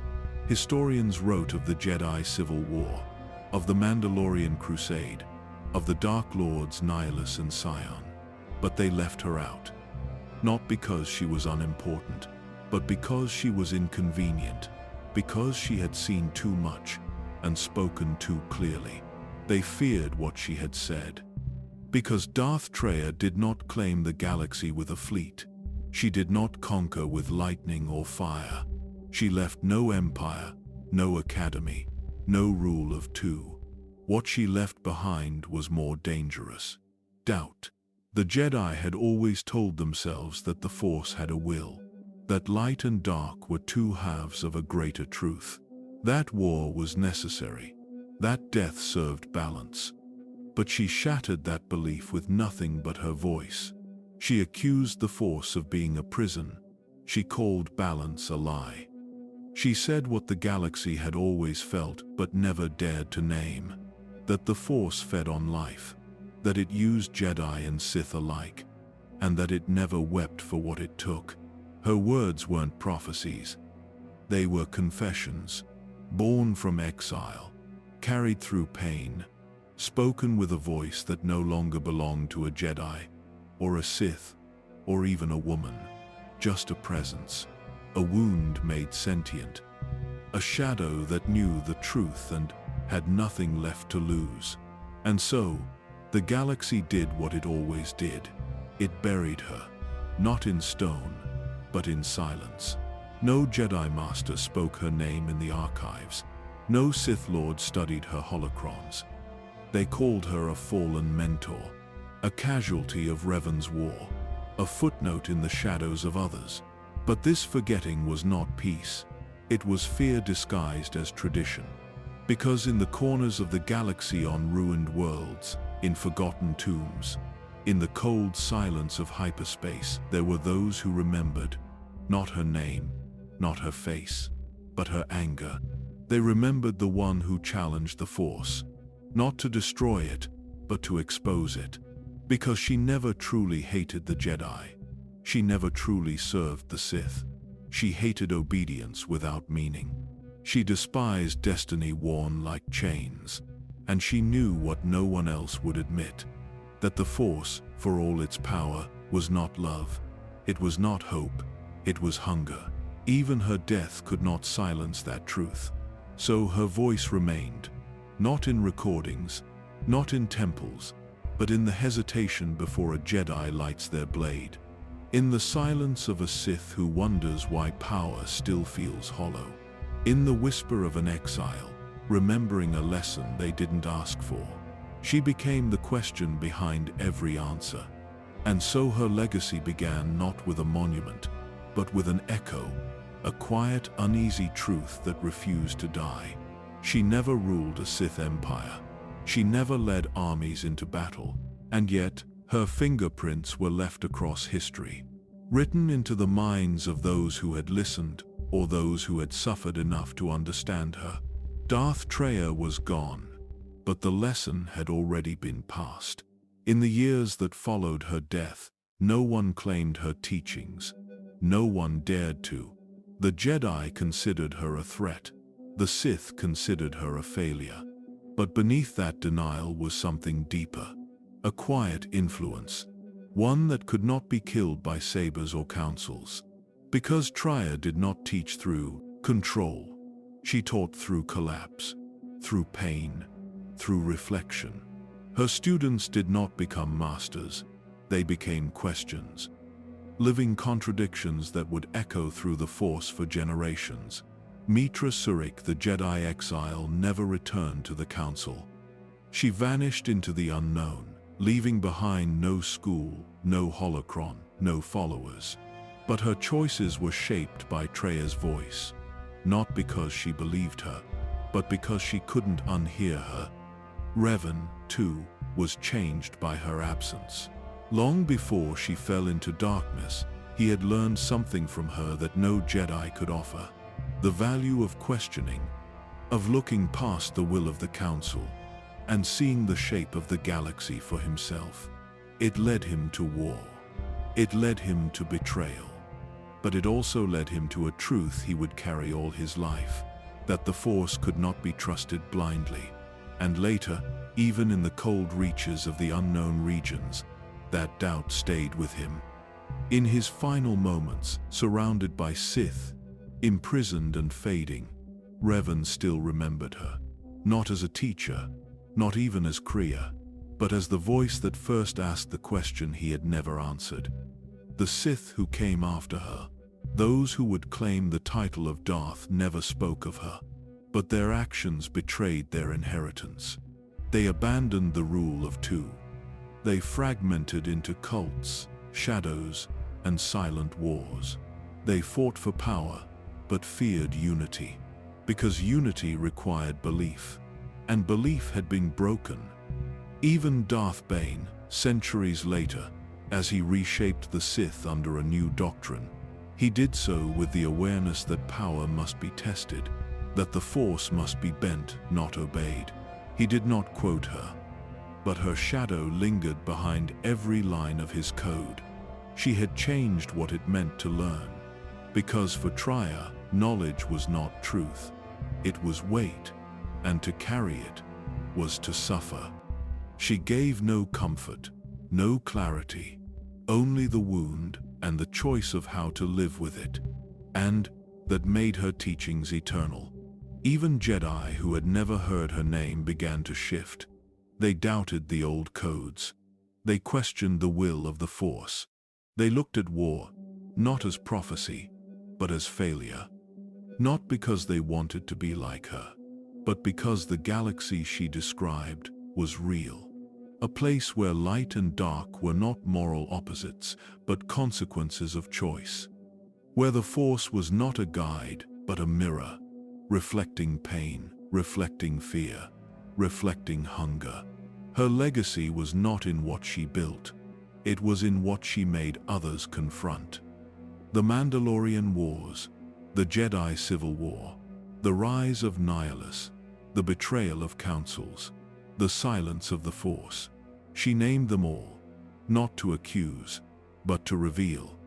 And in doing so, she made herself the one thing the Force could not control: a teacher without a temple, a shadow without a master, a voice that taught by unraveling everything. And still, they tried to forget her. But the more the galaxy evolved, the more her words returned. Not in sermons, but in moments. In the loneliness of a Jedi who lost everything for peace. In the anger of a Sith who gained everything and still felt empty. In the silence between wars, when no side could claim victory, her lessons survived. Not because they were written, but because they were true. There is no statue of her on Coruscant. No Jedi archive contains her name in full. No Sith holocron claims her as a master. To the galaxy, she never existed. And yet there are places, forgotten places, where whispers still linger. Deep within the sealed records of the Jedi Temple, there are fragmented reports. A mention of a former master of Revan. A vague citation of Exile, unresolved, unexplained, filed under disputed relevance. The Sith fare no better. To them, she is a blemish. A master who failed to hold her throne. A figure cast out by her own apprentices. Even Nihilus and Sion names forever carved into the tombs of Korriban spoke of her only in silence. Because to remember her was to remember the pain that shaped them. And pain, to the Sith, must be controlled, not honored. But the archives lie. In the ruins of Malachor V, in the broken vaults beneath Trayas Academy, In the hollow recordings left unplayed for centuries, she exists. A voice, calm, measured, cruel in its honesty, teaching not how to destroy but why destruction is inevitable. These recordings are not confessions, they are not teachings of power. They are reflections of collapse. You will ask what the Force wants, but I ask what you want. Because the Force has never bled for you, it has only taken. Her words were too dangerous for preservation, too lucid for dismissal. So they were locked away, labeled corrupted, misfiled, forgotten, but not deleted. Because even the most powerful fear erasing what they cannot understand. In the Outer Rim, scattered among old Resistance worlds, there are stories told in low voices of a woman who walked among ruins, not healing them, not fixing them, but listening. She did not rebuild Jedi temples. She did not seek Sith artifacts. She stood in the wreckage of both and spoke of freedom. And those who heard her, whether smugglers, deserters, or lost Force sensitives, did not follow her. They feared her because she offered nothing.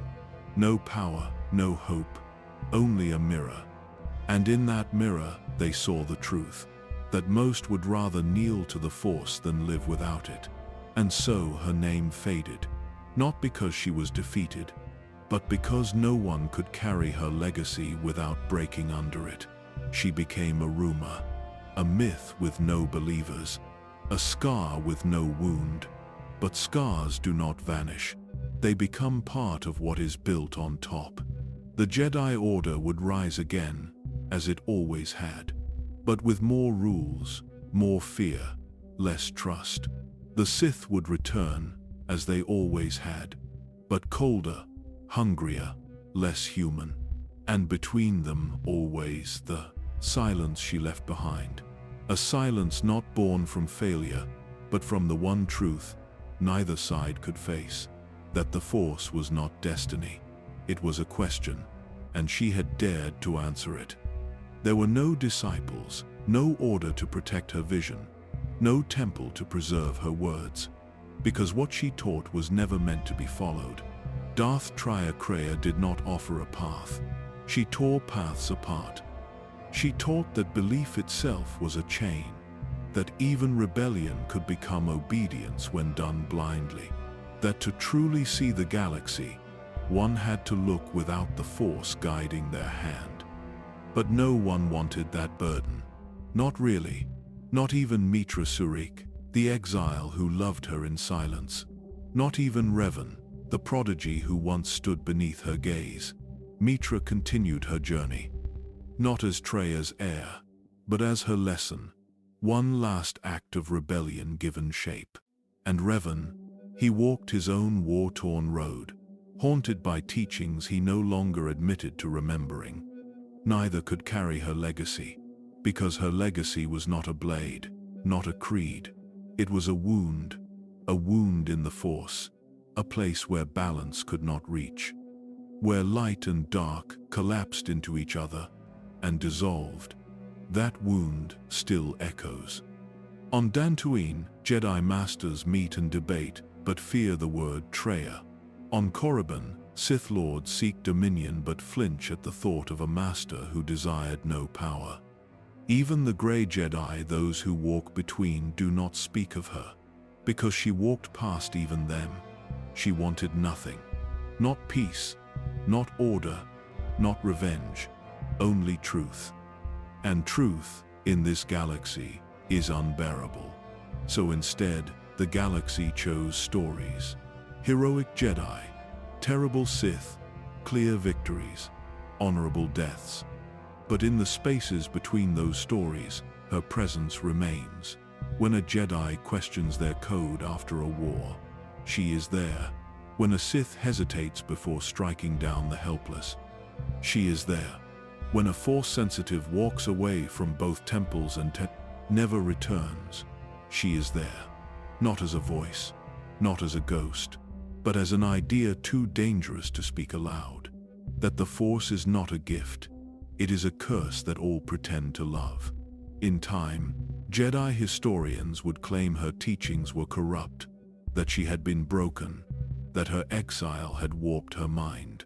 Sith scholars would call her weak, a woman too frightened to claim the full hunger of the dark.